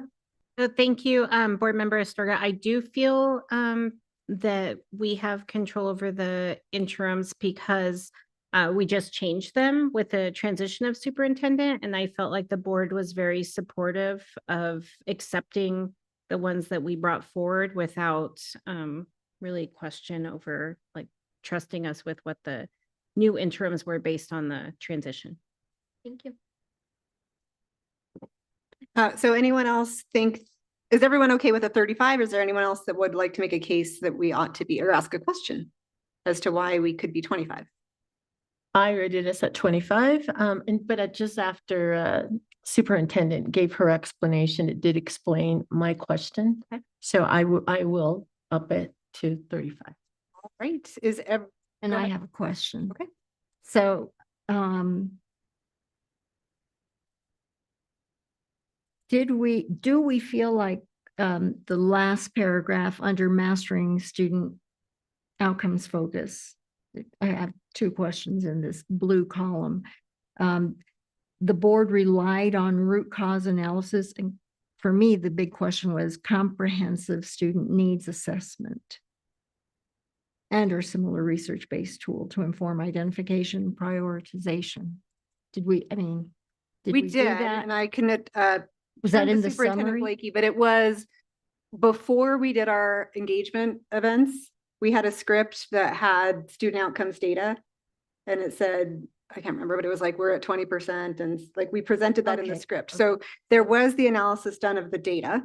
And then separately to that, there was a root cause analysis that was done under Superintendent Elder's leadership that was completed. So I don't have the details on the dates or the time or the content, but I do know that it was done. Yeah. 22, 23, okay. And maybe, I don't know, Dr. Blakey, if you have any more context on that, since you were also around.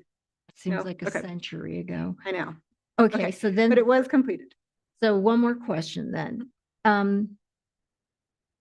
The first paragraph, the board used a process that included students, parents, staff, and community members in a way that leads them, and this was it might be a detail that really we just give grace on, that leads this targeted population aforementioned to express ownership of the adopted goals. And I pointed out, it's a bit premature for me to say that our community members, students, staff can, but parents and community members, students, can they express ownership of the adopted goals? And I'm asking that very honestly. Member Jackson. So I can confidently say, yes, I do believe that the community can express ownership in the adopted goals because of the extensive community conversations and community outreach that we did in 2022 to determine what the goals would actually be. The way I read this paragraph is the determination of the goals was how many did we have? 6, 8, like, we had, You mean? yeah, the community conversations where we accepted the data. I believe actually we're about to do a presentation in a couple of weeks. There were over 25 individual conversations where we went out to, we had the community outreach events where individual board members would go out to community organizations to determine what they thought our students needed to know, when they graduated. So I would feel very confident that 2-month, 3-month process that we went through prior to the current board members being here was the development of the adopted goals. And I see all of that. I agree with everything you just listed, but are they at a point where can they express ownership of those adopted goals? Because we did have those conversations, and then we met as a board with our coach and synthesized all their input. So I just wanted to note that 5 members did think we met that. So we have to make a case that we didn't. And I want to turn it to Member Benavides, who wanted to make a comment or question in response. I think that's a really great question, Board Member Dominguez. And I think that I want to say yes. I don't have as much experience as you do, and I want to say yes, but I want to say yes with evidence as recent as this evening, wherein we had 2, maybe more students who spoke at public comment specific to ethnic studies, and then they based it on, this is going to help with goal 4. That's ownership. That's advocacy. And so I think that that's really important in and that's one example, but it really does make the case for a certain part of the population taking ownership of the goals. And that's critical, what you just said, a certain part of the population. I would feel much better if we had high schoolers here expressing the same thing from across the district. It speaks to, so the people I speak to are tribal leaders and tribal advocates, indigenous organization advocates. So it's a different population, and I think there's just more room for helping them understand goal 1, goal 2, et cetera. There is certainly room for improvement. And I do think that'll come through later in the evaluation when we talk about conducting trainings to engage the community. I also want to note that the criteria is about process, not outcome. So did we use a process? I think yes. Did it actually lead to expressed ownership? We have some signs of yes. And I can say from what I've heard from my community and folks I've spoken to as well, I think yes. But certainly there is more work to do. But I think just revisiting this, did we use a process that included students, parents, staff, and community members? I think the answer is yes. Okay. I can agree with that. So are we in agreement on a 35? Okay. So our agreed upon score for vision and values for this quarter is 35. For values and guardrails, 2 members rated us as having achieved a 5, which is approaching. 2 members rated us at a 10, which is meeting, and 3 members rated us as a 15 at mastering. So this is a fun one because we're somewhere between approaching or mastering. So let's discuss, including if you want, please including evidence of what you have to support your position. So why don't we start with the approaching column. 2 members rated us there.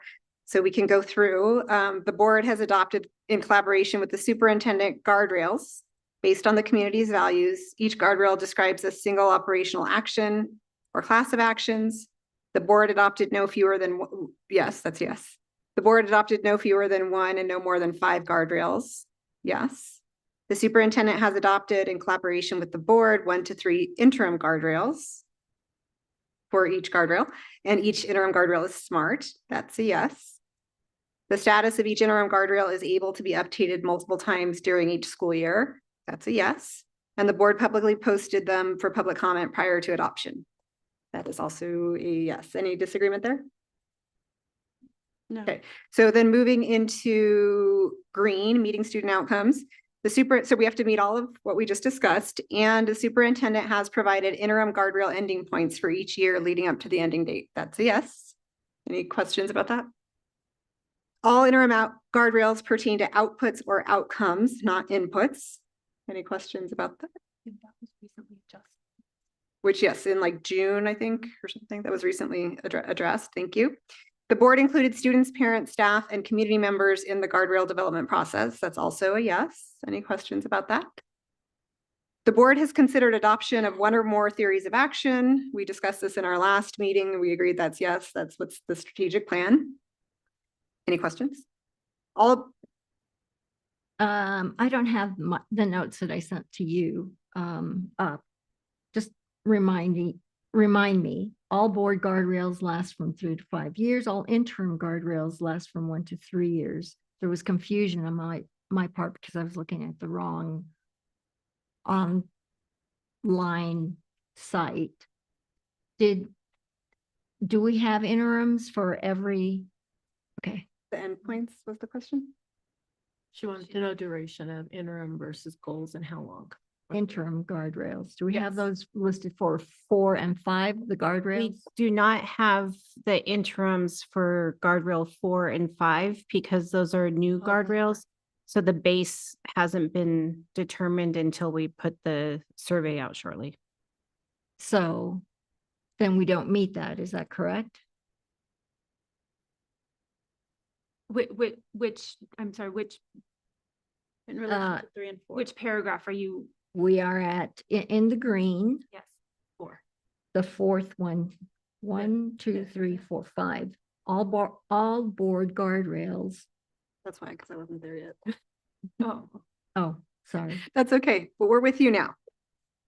So the question is, do we meet all board guardrails last from 3 to 5 years? Do all interim guardrails last from 1 to 3 years? That's what you're questioning?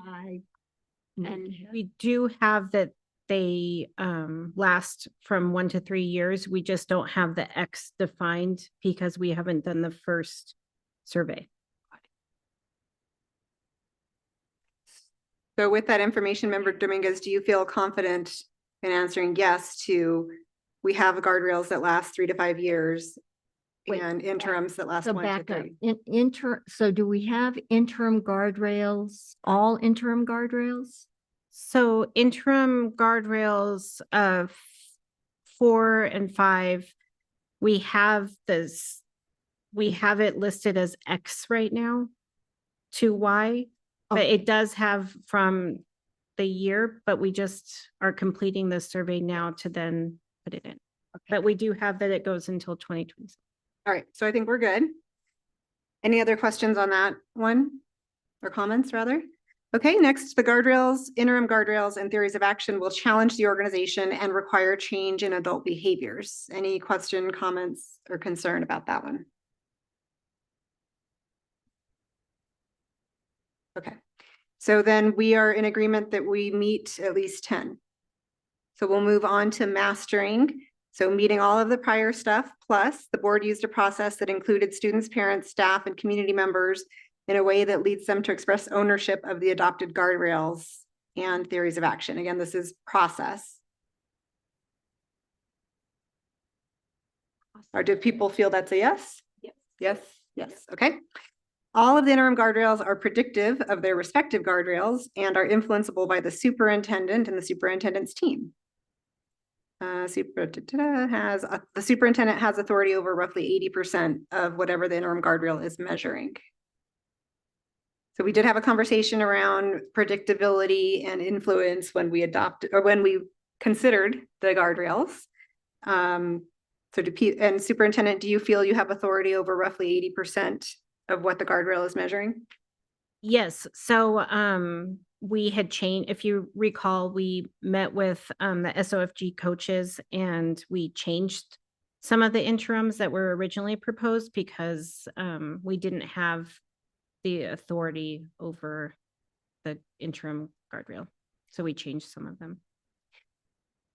May I ask another follow-up question? Please. And so you're also confident that there's evidence of correlation between the interim guardrail and the guardrail? Yes.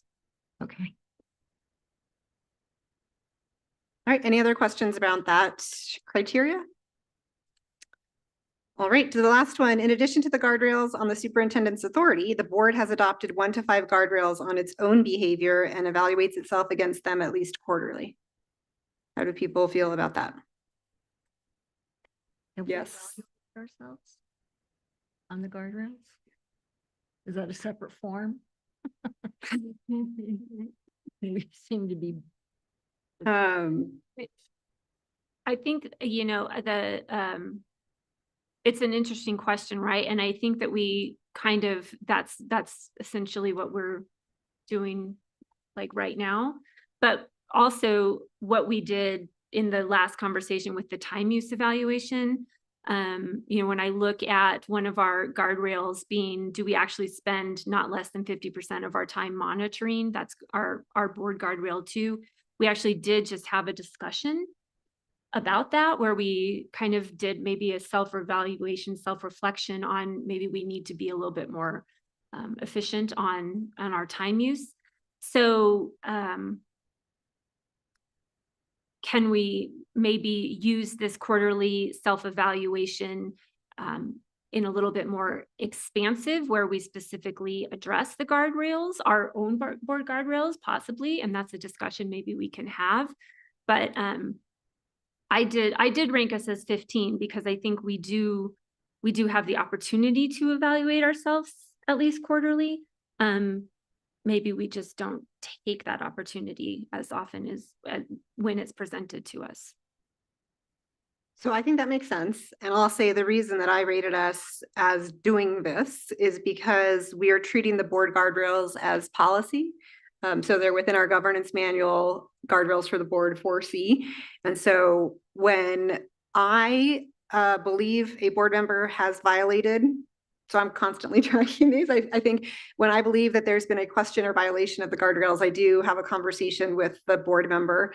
And similarly, staff have come to me with concerns about violation, and I have the conversation with the staff, with the board member, and other board members have come raising concerns about whether we are violating those policies as well. So I think it's in the context of holding ourselves accountable for not violating policy, more so than monitoring our guardrails. And so because there are a lot of conversations about that, that's why I rated us as a yes. However, and I would like to put it to the board to see, I think that was a tongue-in-cheek question around, is there another form for that? But I do want to open it to the board. Is this something that you do want to develop a process around, a form around? And we could certainly get coaching and do that. So that's to the whole board. Well, I think the question there is evaluate. So how do we do that? Or right. So do you want, that's what I'm asking. Do you want to create a process? Or do we add it to our board, to this, right? Our board self-evaluation? And when you say add it to the Blend it. board self-evaluation, Let's not create one more form. Let's like integrate it into something that we're already doing. And that's, I'm just speaking off the top of my head here, so. So again, my response to that is the way that we're integrating it is through policy. So we have 4C, which is the guardrails, and then we have board member performance concerns, which is 4G. So from my perspective, that's how we are evaluating and tracking. I am seeing some interest in wanting to further evaluate the guardrails, but not creating a new tool. So I just want to make sure that we're responsive to that. I think it's addressed in the different monitoring and accountability, and in unity and trust. Those guardrails are maybe not specifically addressed, but it's implied. And I think that we're doing it without knowing we're doing it, if that makes sense. Right, right. Defining it, right. But, you know, if it's not out in the open and easy for us to see, it might be better if we do create a process. But we have so many processes. So Member Tapia. Ready. yeah. So I personally scored it a 15 because I do feel like we already have these tools in place to monitor our own behavior. We're doing one now. We just completed one. I don't feel like we have to add more to what we already have. And these have already, it'd be different if we were already scoring off the charts on the others, but there's still a lot of improvement that we need to make for ourselves. So that's why I was confident in being able to give us the points for that area. Member Jackson. No, I think you guys, you make a lot of really good points. And first of all, can I just say, you have a really hard job and I really appreciate what you do. So I just want to tell you that.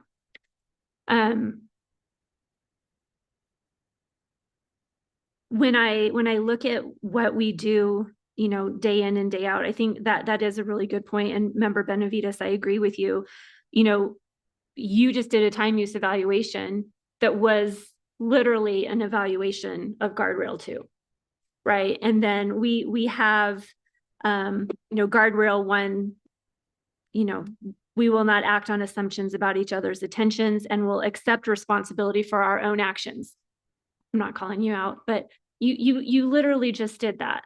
And so I think maybe this is it's a lived process instead of a written process, because I don't want another process either. So I mean, I really appreciate the conversation. I did rate us a 15, but I feel even more confident about that rating. So I'd like to propose that we accept a 15, as it seems that's the consensus of the board. And if there are additional suggestions for ways that we can monitor our own behavior and evaluate it against our guardrails at least quarterly, I am certainly open to those suggestions and would welcome them. So the door is open if there are ways, including how we might integrate it into this evaluation. And so is everyone comfortable with a 15? Yes. Okay. We'll move on to monitoring and accountability. So for monitoring and accountability, 1 member rated us as a 0 and 6 members rated us as a 10. So we're somewhere between not student outcomes focused and approaching, with, again, the majority at a 10.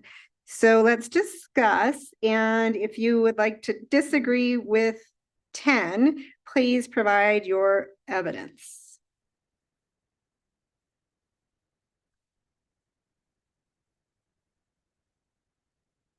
Maybe it was a 10, they forgot the 1. Maybe. Yeah, I'm down with that.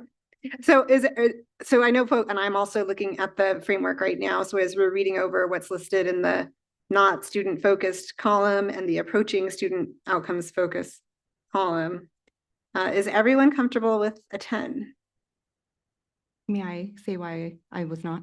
Yes, absolutely. Go ahead. And this is not a commentary on anything. It's just a process that I don't know was followed.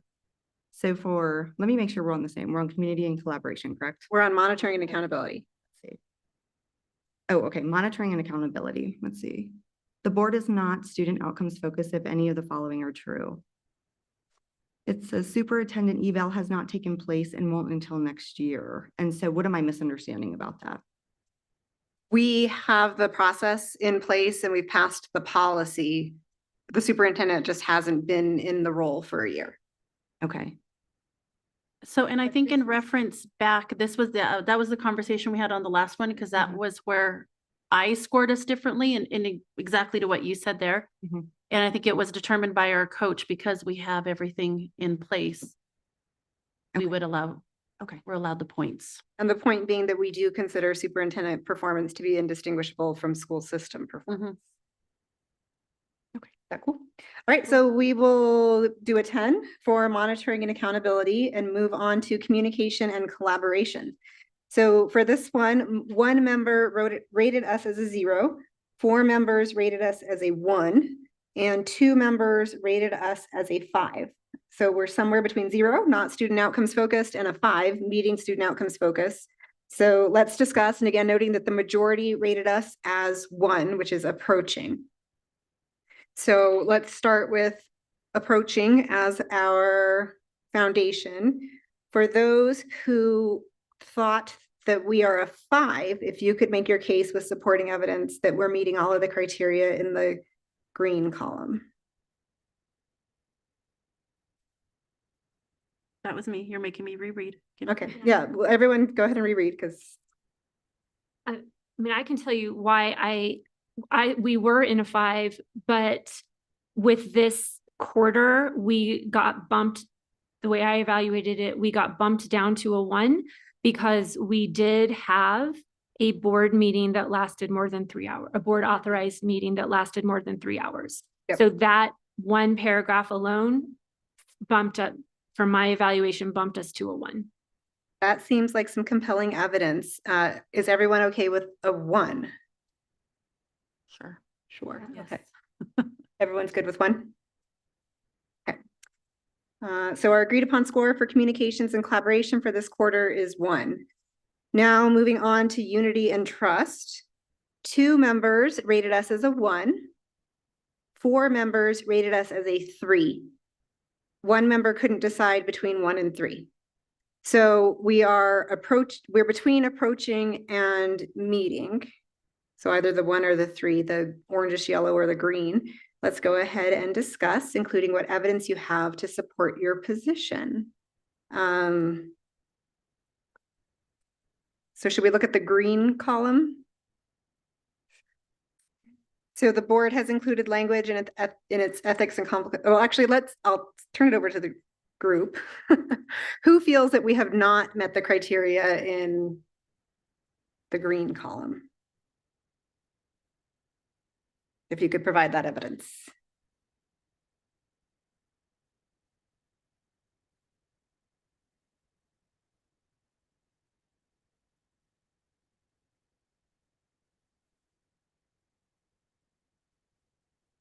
I can make a case for we have. Because we all signed the. Well, that's not the conflict of question. interest. Oh. Well, nobody else is speaking. I know. Well, I was trying to give time for people to I know, read it. like- And so We're is up the over 3 hours. is the silence consensus that we actually do feel like we're a 3? Are people okay with a 3? I'm with Janelle. I had us at a 3, so Yeah. I guess I'm waiting for whoever had us at a 1 to convince me otherwise.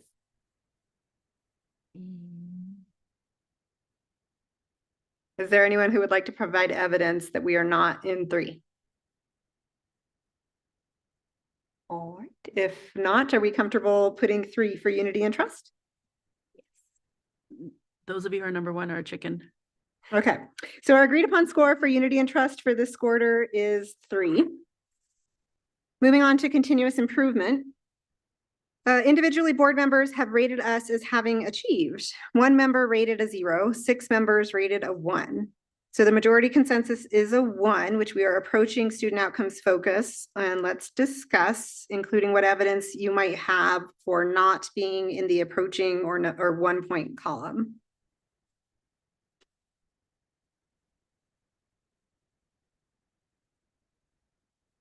So as we're reading back through that yellow, orange, peach column, is there anyone who would like to make the case that we are not meeting these criteria?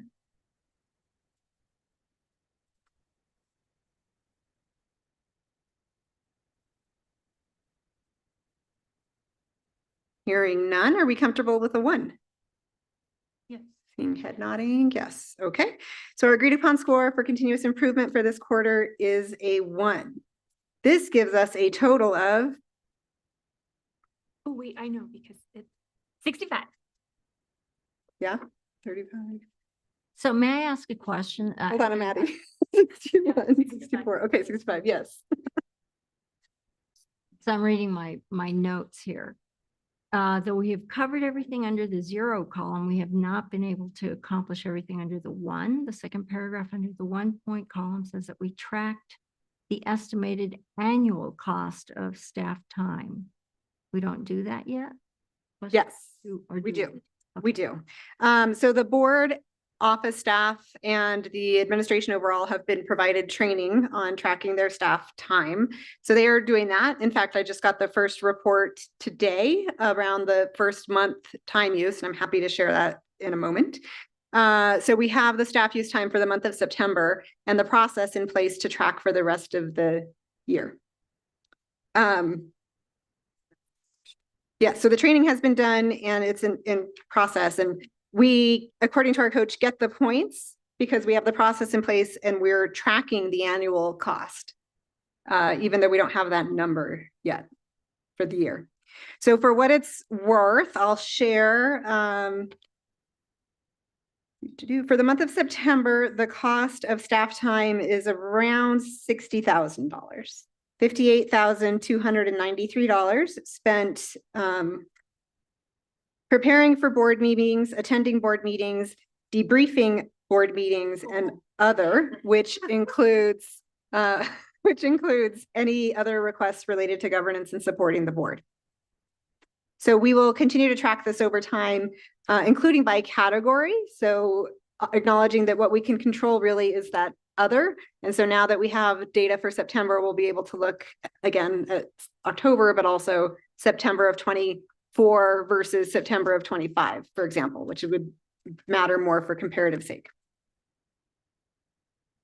All right. So I'm sorry, I didn't write down the number, 65? 65, a 12-point increase. 65, okay. So this gives us a total of 65 for the last quarter. Now we need to set our goal for the next quarter. So I'd like to hear from members of this board what you believe is possible by our next self-evaluation in the next quarter. Who will share their thoughts first? At a 69. Potential 69. So that's gaining 4 points somewhere. Anyone else? Because last time we set our goal as 73, I think. 78. Yeah. Man, we're so ambitious.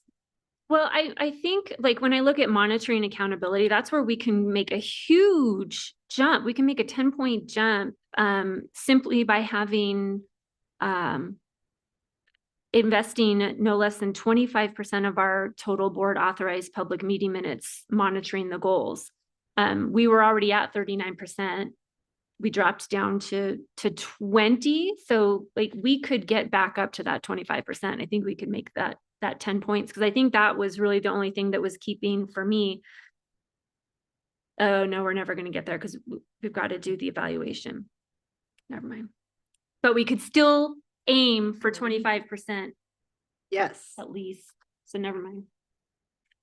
Yeah. So we can pick up 4 points. I heard someone to my right say. Yes. Somewhere. On, hold on, I have it. On the fourth one, from 1 to 5, which is on communication and collaboration. Yes, and that's where we dropped last time because of the 3-hour. But are we going to mess up today? Well, we're at 2 hours and 20 minutes. So yeah. We're not going to mess up today. Okay, so I'm going to talk really fast. So we are don't count executive session because it's not a public meeting. No, but we do count this time overall. So let's wrap it up. So, Member Benavides. My question is not related to what we're talking about right now, but I need to ask it before we're done with this conversation. I got lost and there's something that needs to be addressed, and it's just for my own clarification. Okay. So let's finish the conversation on setting our goal for next quarter. So I'm hearing that we can add 4 points under communication and collaboration by meeting that first criteria under meeting student outcomes focused governance. That would move us up to 69 for the next quarter. Do people feel comfortable with that as our goal? Yes. Yes. Okay. So we will set 69 as our goal for our next quarter. And Member Benavides wanted to bring us back to another one of the competencies. Yes, and I apologize. I got lost as I was doing this. My notes are too small. So for communication and collaboration, I did score as a 0, and this is why. And please feel free to clarify for me. We're not student outcomes focused if the board did not receive the final version of materials to be voted on at least 3 calendar days before the board authorized public meeting during which the materials would be considered. Now, I am referring to the September 4th meeting, wherein student outcomes focused legislative priority was added to our previously published legislative priorities, and that may not make a difference. I just need to know, for my own understanding, if there's an exception for that, or if that does fall within something that we were asked to vote on that was not. The final version was not included in the final version 3 days before the meeting. Yeah, so this is related to the NMSBA resolutions. And this is also related to a opinion that we've sought from our council with respect specifically to the Open Meetings Act. So we do have the response on that, which was shared out with the board in the last at a glance. That still leaves the question of whether, according to this, we had the materials at least 3 calendar days in advance. And so I would say yes, which is why I rated us a yes, because we had the materials in advance, and we have discussions and amendments within the board meeting around specific support items. So I did not have a concern about this, but I want to have other board members provide evidence and feedback, reactions to board member Benavides's question here as well. I'm weighing in that I have the same, the same concern, the same observation, because it says no edits. We didn't have a chance to look at that last minute resolution. And so we weren't prepared, and unfortunately we didn't know what was going on. And so there was a silence. We tabled something we shouldn't have tabled. But there's confusion because of that last minute addition.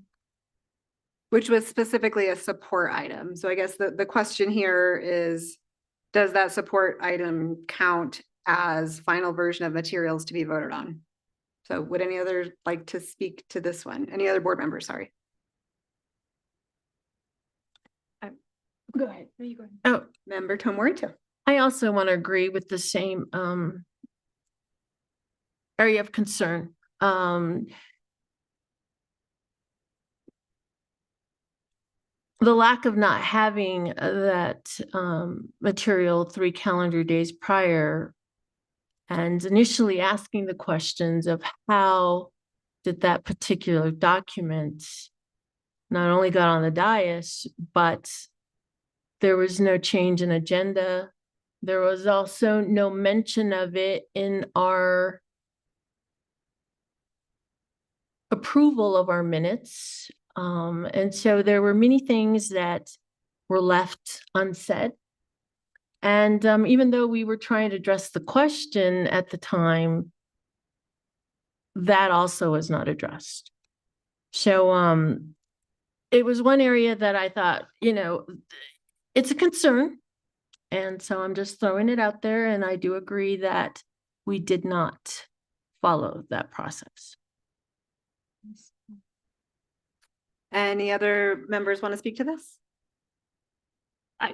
I mean, I will speak. I'm confident with the legal explanation that we had regarding the document, that it's a support document, given the fact that it was approval of resolutions submitted to the New Mexico School Board Association, that it was a support document that was added. And so I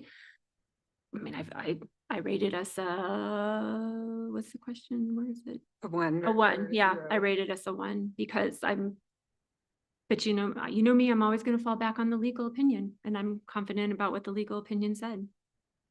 Yeah, I think the question, as I think about this, there are always going to be cases in which stuff is put in front of us after we've received the materials that have been posted online. That happened in the last progress monitoring meeting because there were some edits to what was presented. And so I think the question is, how are we interpreting materials? Right.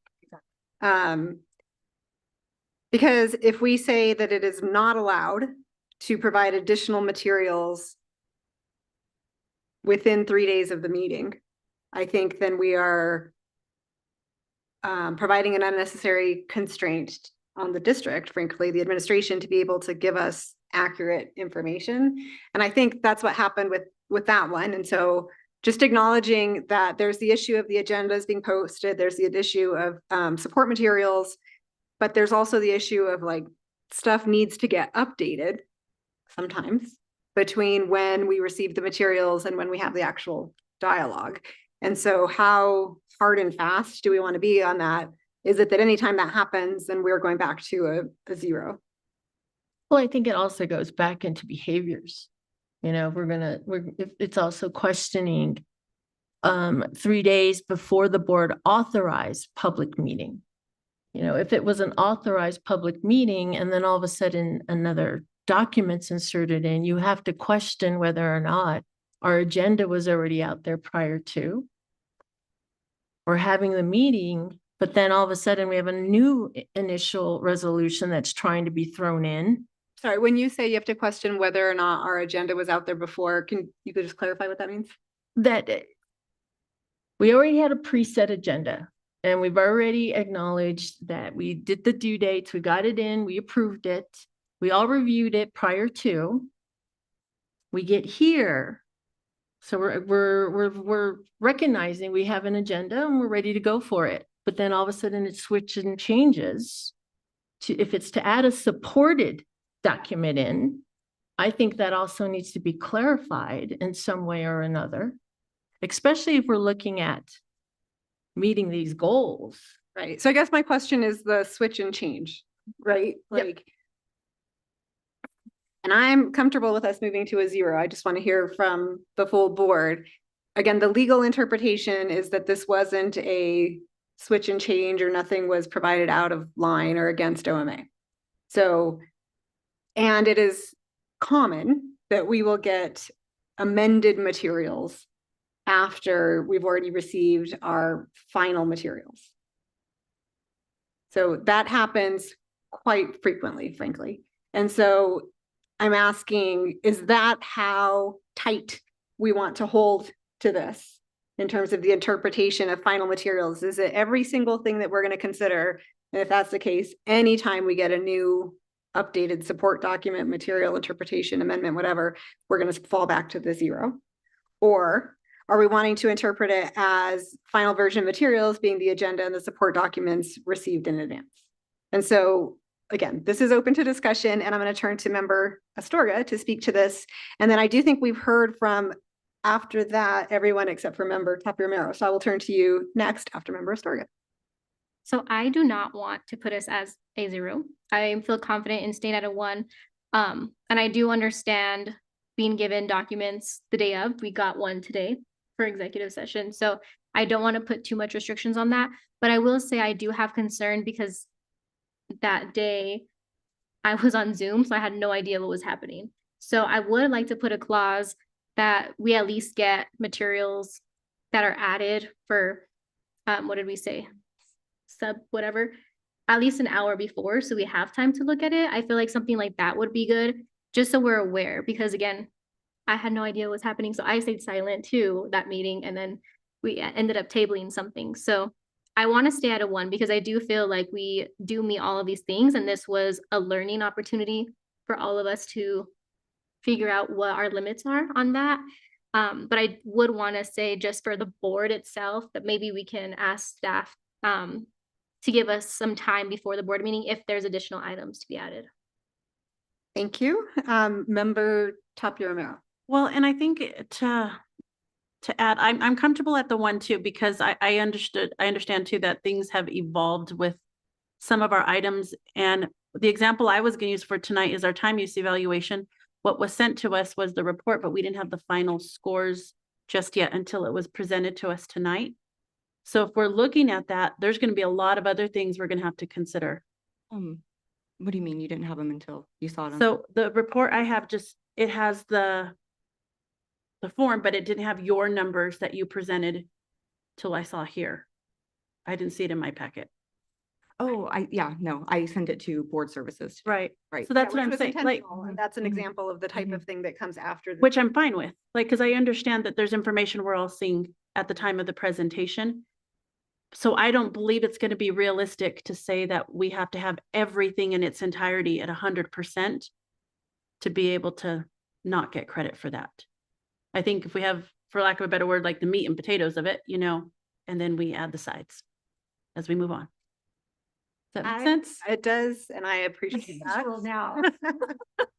So all members have had an opportunity to respond to the question put on the table by member Benavides. And so the question is, for communication and collaboration, are we at a 0 because of the board did not receive the final version of materials to be voted on at least 3 calendar days before, or are we at a 1 because we feel we did get the final materials? And so we are currently at a 1. Can I just see maybe hands, if any, for those who think that we ought to move to a 2? I'm sorry, a 0. A 0. Are we on communication and collaboration? Yeah. Is that not what I said? So we're not at a 0, right? That's the. So we're currently at a 1. Member Benavides is proposing that we move to a 0. Well, I'm not necessarily proposing that we move to a 0. What I'm saying is I had placed a 0 in my own evaluation and I wanted to address the issue of materials v. support materials. And I think we've done that. So we're good with the 1. Okay, so our final score for this quarter is a 65. Our goal for the next quarter is a 69. At this time, I will entertain a motion in consideration of our quarterly self-evaluation. So the motion should read or state, I move that we accept, I hope someone's writing this down, or I'll hand it to one of the people next to me.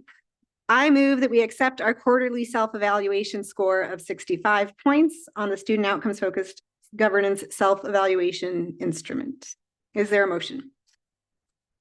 I move we accept the, we accept our quarterly self-evaluation score of 65 points on the student outcomes focused self-evaluation instrument. This is Member Jackson.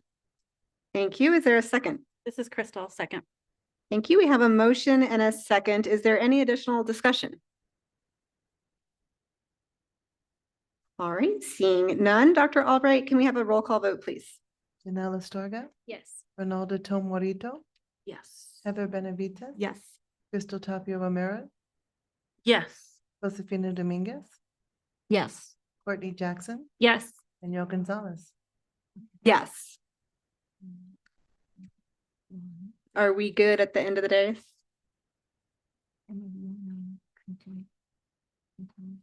Yeah, okay. So with that, we'll move to agenda item 6, which is our consent agenda. Is there a motion for approval of the consent agenda, which includes items 6.1 through 6.20? This is Crystal. I will move for approval of the consent agenda, which includes items 6.1 through 6.20. Thank you. Is there a second? I second Tomorito. Thank you. We have a motion and a second. Dr. Albright, can I have a roll call vote, please? Janelle Astorga, Yes. Ronaldo Tomorito, Yes. Heather Benavides, Yes. Crystal Tapia Romero, Yes. Josefina Dominguez. Yes. Courtney Jackson. Yes. Danielle Gonzalez. Yes, so that motion carries. Next on our agenda is action items. Action item 7.1 is to consider approval of a Board of Education retreat for the purpose of understanding the board's role in improving student outcomes. And I am the presenter, so I'm just scrolling through the consent to get to that. All right, so as a reminder, we had a discussion on September 4th discussing board training opportunities and retreat. We were not able to reach consensus and decided that we needed additional information. And so we tabled that for further information. Board members were then surveyed for their response to a variety of questions, but including mainly what were the issues that we needed to receive training on. The staff then compiled the results, which were shared out with the full board and analyzed in this document here. And then there's also below the bullets around the analysis of the survey responses, a response that's proposed by the APS administration to address some of the board training needs. So I'm going to go ahead and turn it over to Superintendent Blakey to speak to the proposed plan of action. Thank you, Board President Gonzalez. So based on the survey, there wasn't really a consensus on the We did pull out the ones that we saw or that we have heard board members talking about that they would like more information on, which includes budget, facilities and operations, charter schools, and special education. We also had a member that expressed a desire to learn more about high quality instructional materials. So what we are doing is setting up venues in which we can go over these different topics with interested board members.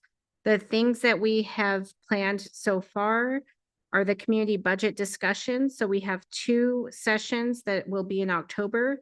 One is on the 24th at Bonifacio, and the other is on the 28th at Jimmy Carter Middle School. And this will do an overview of the budget information and gather public input on the budget for 25-26. And as you know, we're trying to do this earlier than giving it to the community after the budget has already been decided. The second thing that we are organizing is an infrastructure bus tour that our Deputy Superintendent of Operations is working on. This will be on October 29th, and it will be a tour for community leaders, the board, other elected officials. We will be visiting a newly rebuilt school, the bus depot, police command center, and the career enrichment center, and talk about how capital expenditures work. We also will be visiting the food service center at that time as well. The next one that we are setting up is a charter school meeting, and that is set up for November 12th, and will focus on the board's role in renewing several of the APS charters and a time to answer questions on charter schools. The other thing I spoke about earlier tonight is starting in January, we are going to do updates on our strategic initiatives, which will be given by staff to board members to see where we are specifically on our strategic plan and specific initiatives within there. We are all, and through those conversations, you'll hear more specifics with things such as high quality instructional materials. And we're also going to work with Ms. Reiser on organizing training for those interested in special education. And if there are any other administrative topics that come up, we will be happy to address it. We also are going to be setting up small groups to talk about where we are with right sizing, and specifically 3 of you that are new since we updated a right sizing before. We wanted to talk about where we are with it and then do one-on-ones with board members that need to be updated on right sizing. And for something fun, well, those are all fun. We also will be hosting Employee of the Month receptions. And so right now, as you see, like the plaques and on the website and the billboards, we recognize employees who are across the district who are nominated by their peers. And we were looking for different ways we could do it to make it more meaningful and fun. So we're actually going to do it every other month.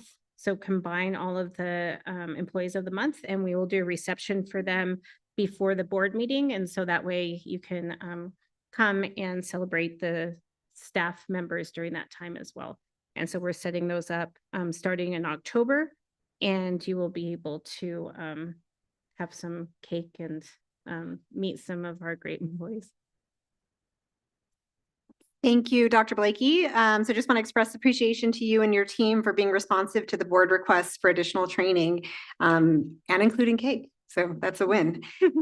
In addition to that, we also shared the board's survey responses with the Council of Great City Schools, and the action memo, when prepared, indicated that we would be sharing the responses and that they would be providing an update on potential training. So we have since received in our inboxes an email from the Council of Great City Schools and our coach with a proposed SOFG implementation calendar that responds to the gaps in SOFG training. So specifically noting policy diet, committee diet, and one-on-one coaching, as well as additional conversations. And so our board has reached out asking each member to schedule a one-on-one to provide feedback on that SOFG implementation calendar. Once that feedback is provided, the Council of Great City Schools will update the calendar, present it back to the board, and we will vote to accept it as part of our implementation goal. So with that, that is, I think, the summary here for this agenda item. May I provide an update? An update? Yes, and Member Astorga would like to provide an update.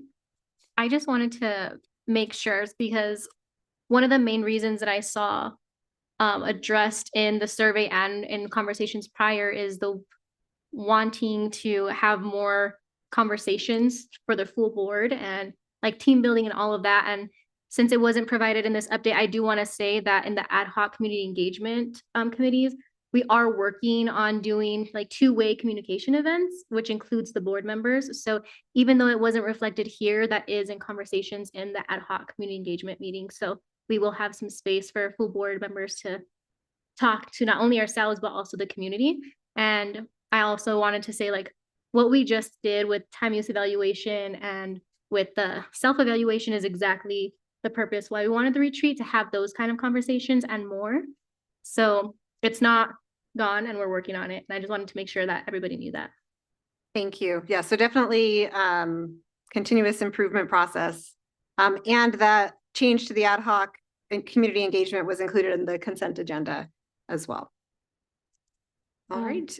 Yes, Madam- Member Jackson. So, Madam President, just in an effort, because I'm watching the clock right here, I would like to move to approve and accept the Board of Education training plan as outlined in the action memo. And this is Crystal. I'll second it. Thank you. We have a motion and a second to approve the proposed plan for training as presented in the action memo. Is there any additional discussion? I have a question. Member Tomorito.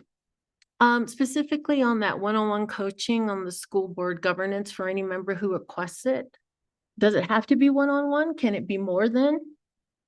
Certainly, yes, as long as we don't violate quorum. Okay, because my question, what was brought up on September 4th, were those crowded lines between local control and council interceding in some of these responsibilities that one, I wanted to quantify, where is that line? So I'm hoping within these one-on-ones or with more board members, will that be addressed? Because it's a concern for me. So I'm just saying that to you right now with these one-on-one conversations.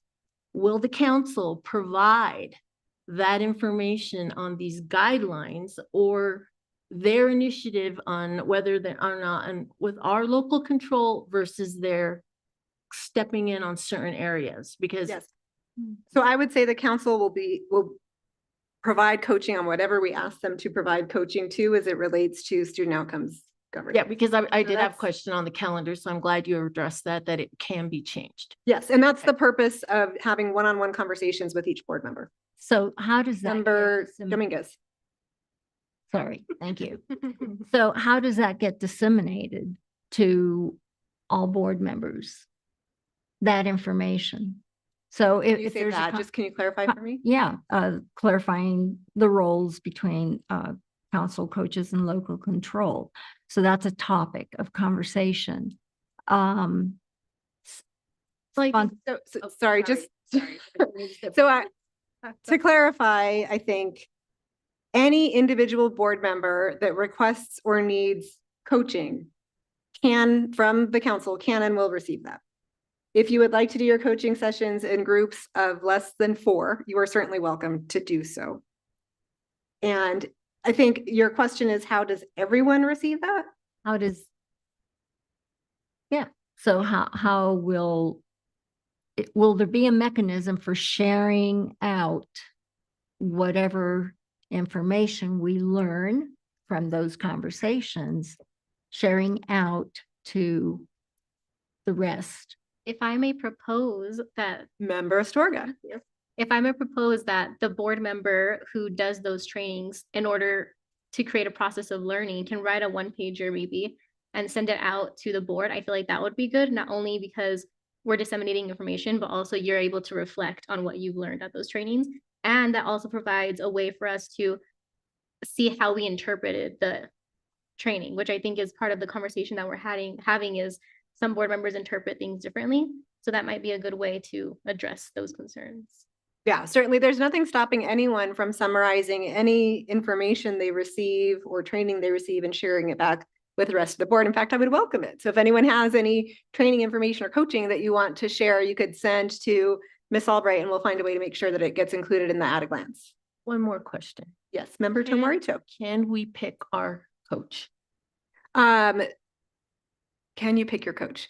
We have limits in terms of the coaching period. So the email did say that there's AJ, Ashley, and Chandra. And so those are who is available to us. Yes. Yeah, that's what I'm, out of those three, we Yes, can't pick. yes, Okay, thank you. Yep. Any other questions or discussion before we proceed to a vote? May I ask a clarifying question? Yes, Member Tapia Romero. Sorry. So. Okay. I don't even know what you called them, but what you prepared, is that going to be, we're going to have to track all that staff usage time? Or is that not tracked? That's going to be tracked. So we're going to expect to see an increase because as we're using staff to do all of these trainings. Yeah. Okay. To do which? Everything that Superintendent Blakely talked about with the. So if it's newly created, so she, for example, mentioned the infrastructure tour, they were going to be doing that anyway.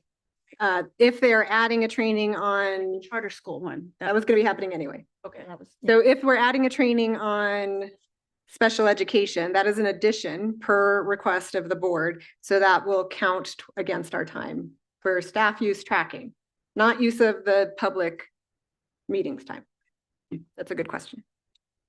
All right, Dr. Albright, we are ready for a vote. Manela Storga, Yes. Ronaldo Tomorito, Yes. Heather Benavides. Yes. Crystal Tapia Romero. Yes. Josefina Dominguez, Yes. Courtney Jackson. Yes. Danielle Gonzalez. Yes. So that motion carries, and that brings us to agenda item 8, which is the president's report. So in response to public forum comments, although the public forum is not an opportunity for dialogue, I do want to acknowledge and state clearly to each speaker, who I'm sure is still listening, to know that you are heard and that we're working with the administration on resolutions. Some of the issues that we heard were related to gender identity, African American and ethnic studies, recruitment of Black teachers, student and staff safety, and restorative justice. In terms of upcoming meetings, the Indian Education Department is hosting 2 summits this week. On October 3rd, the annual Fall Tribal Summit will be held at Bonifacio Professional Development Center from 8 to 3:30.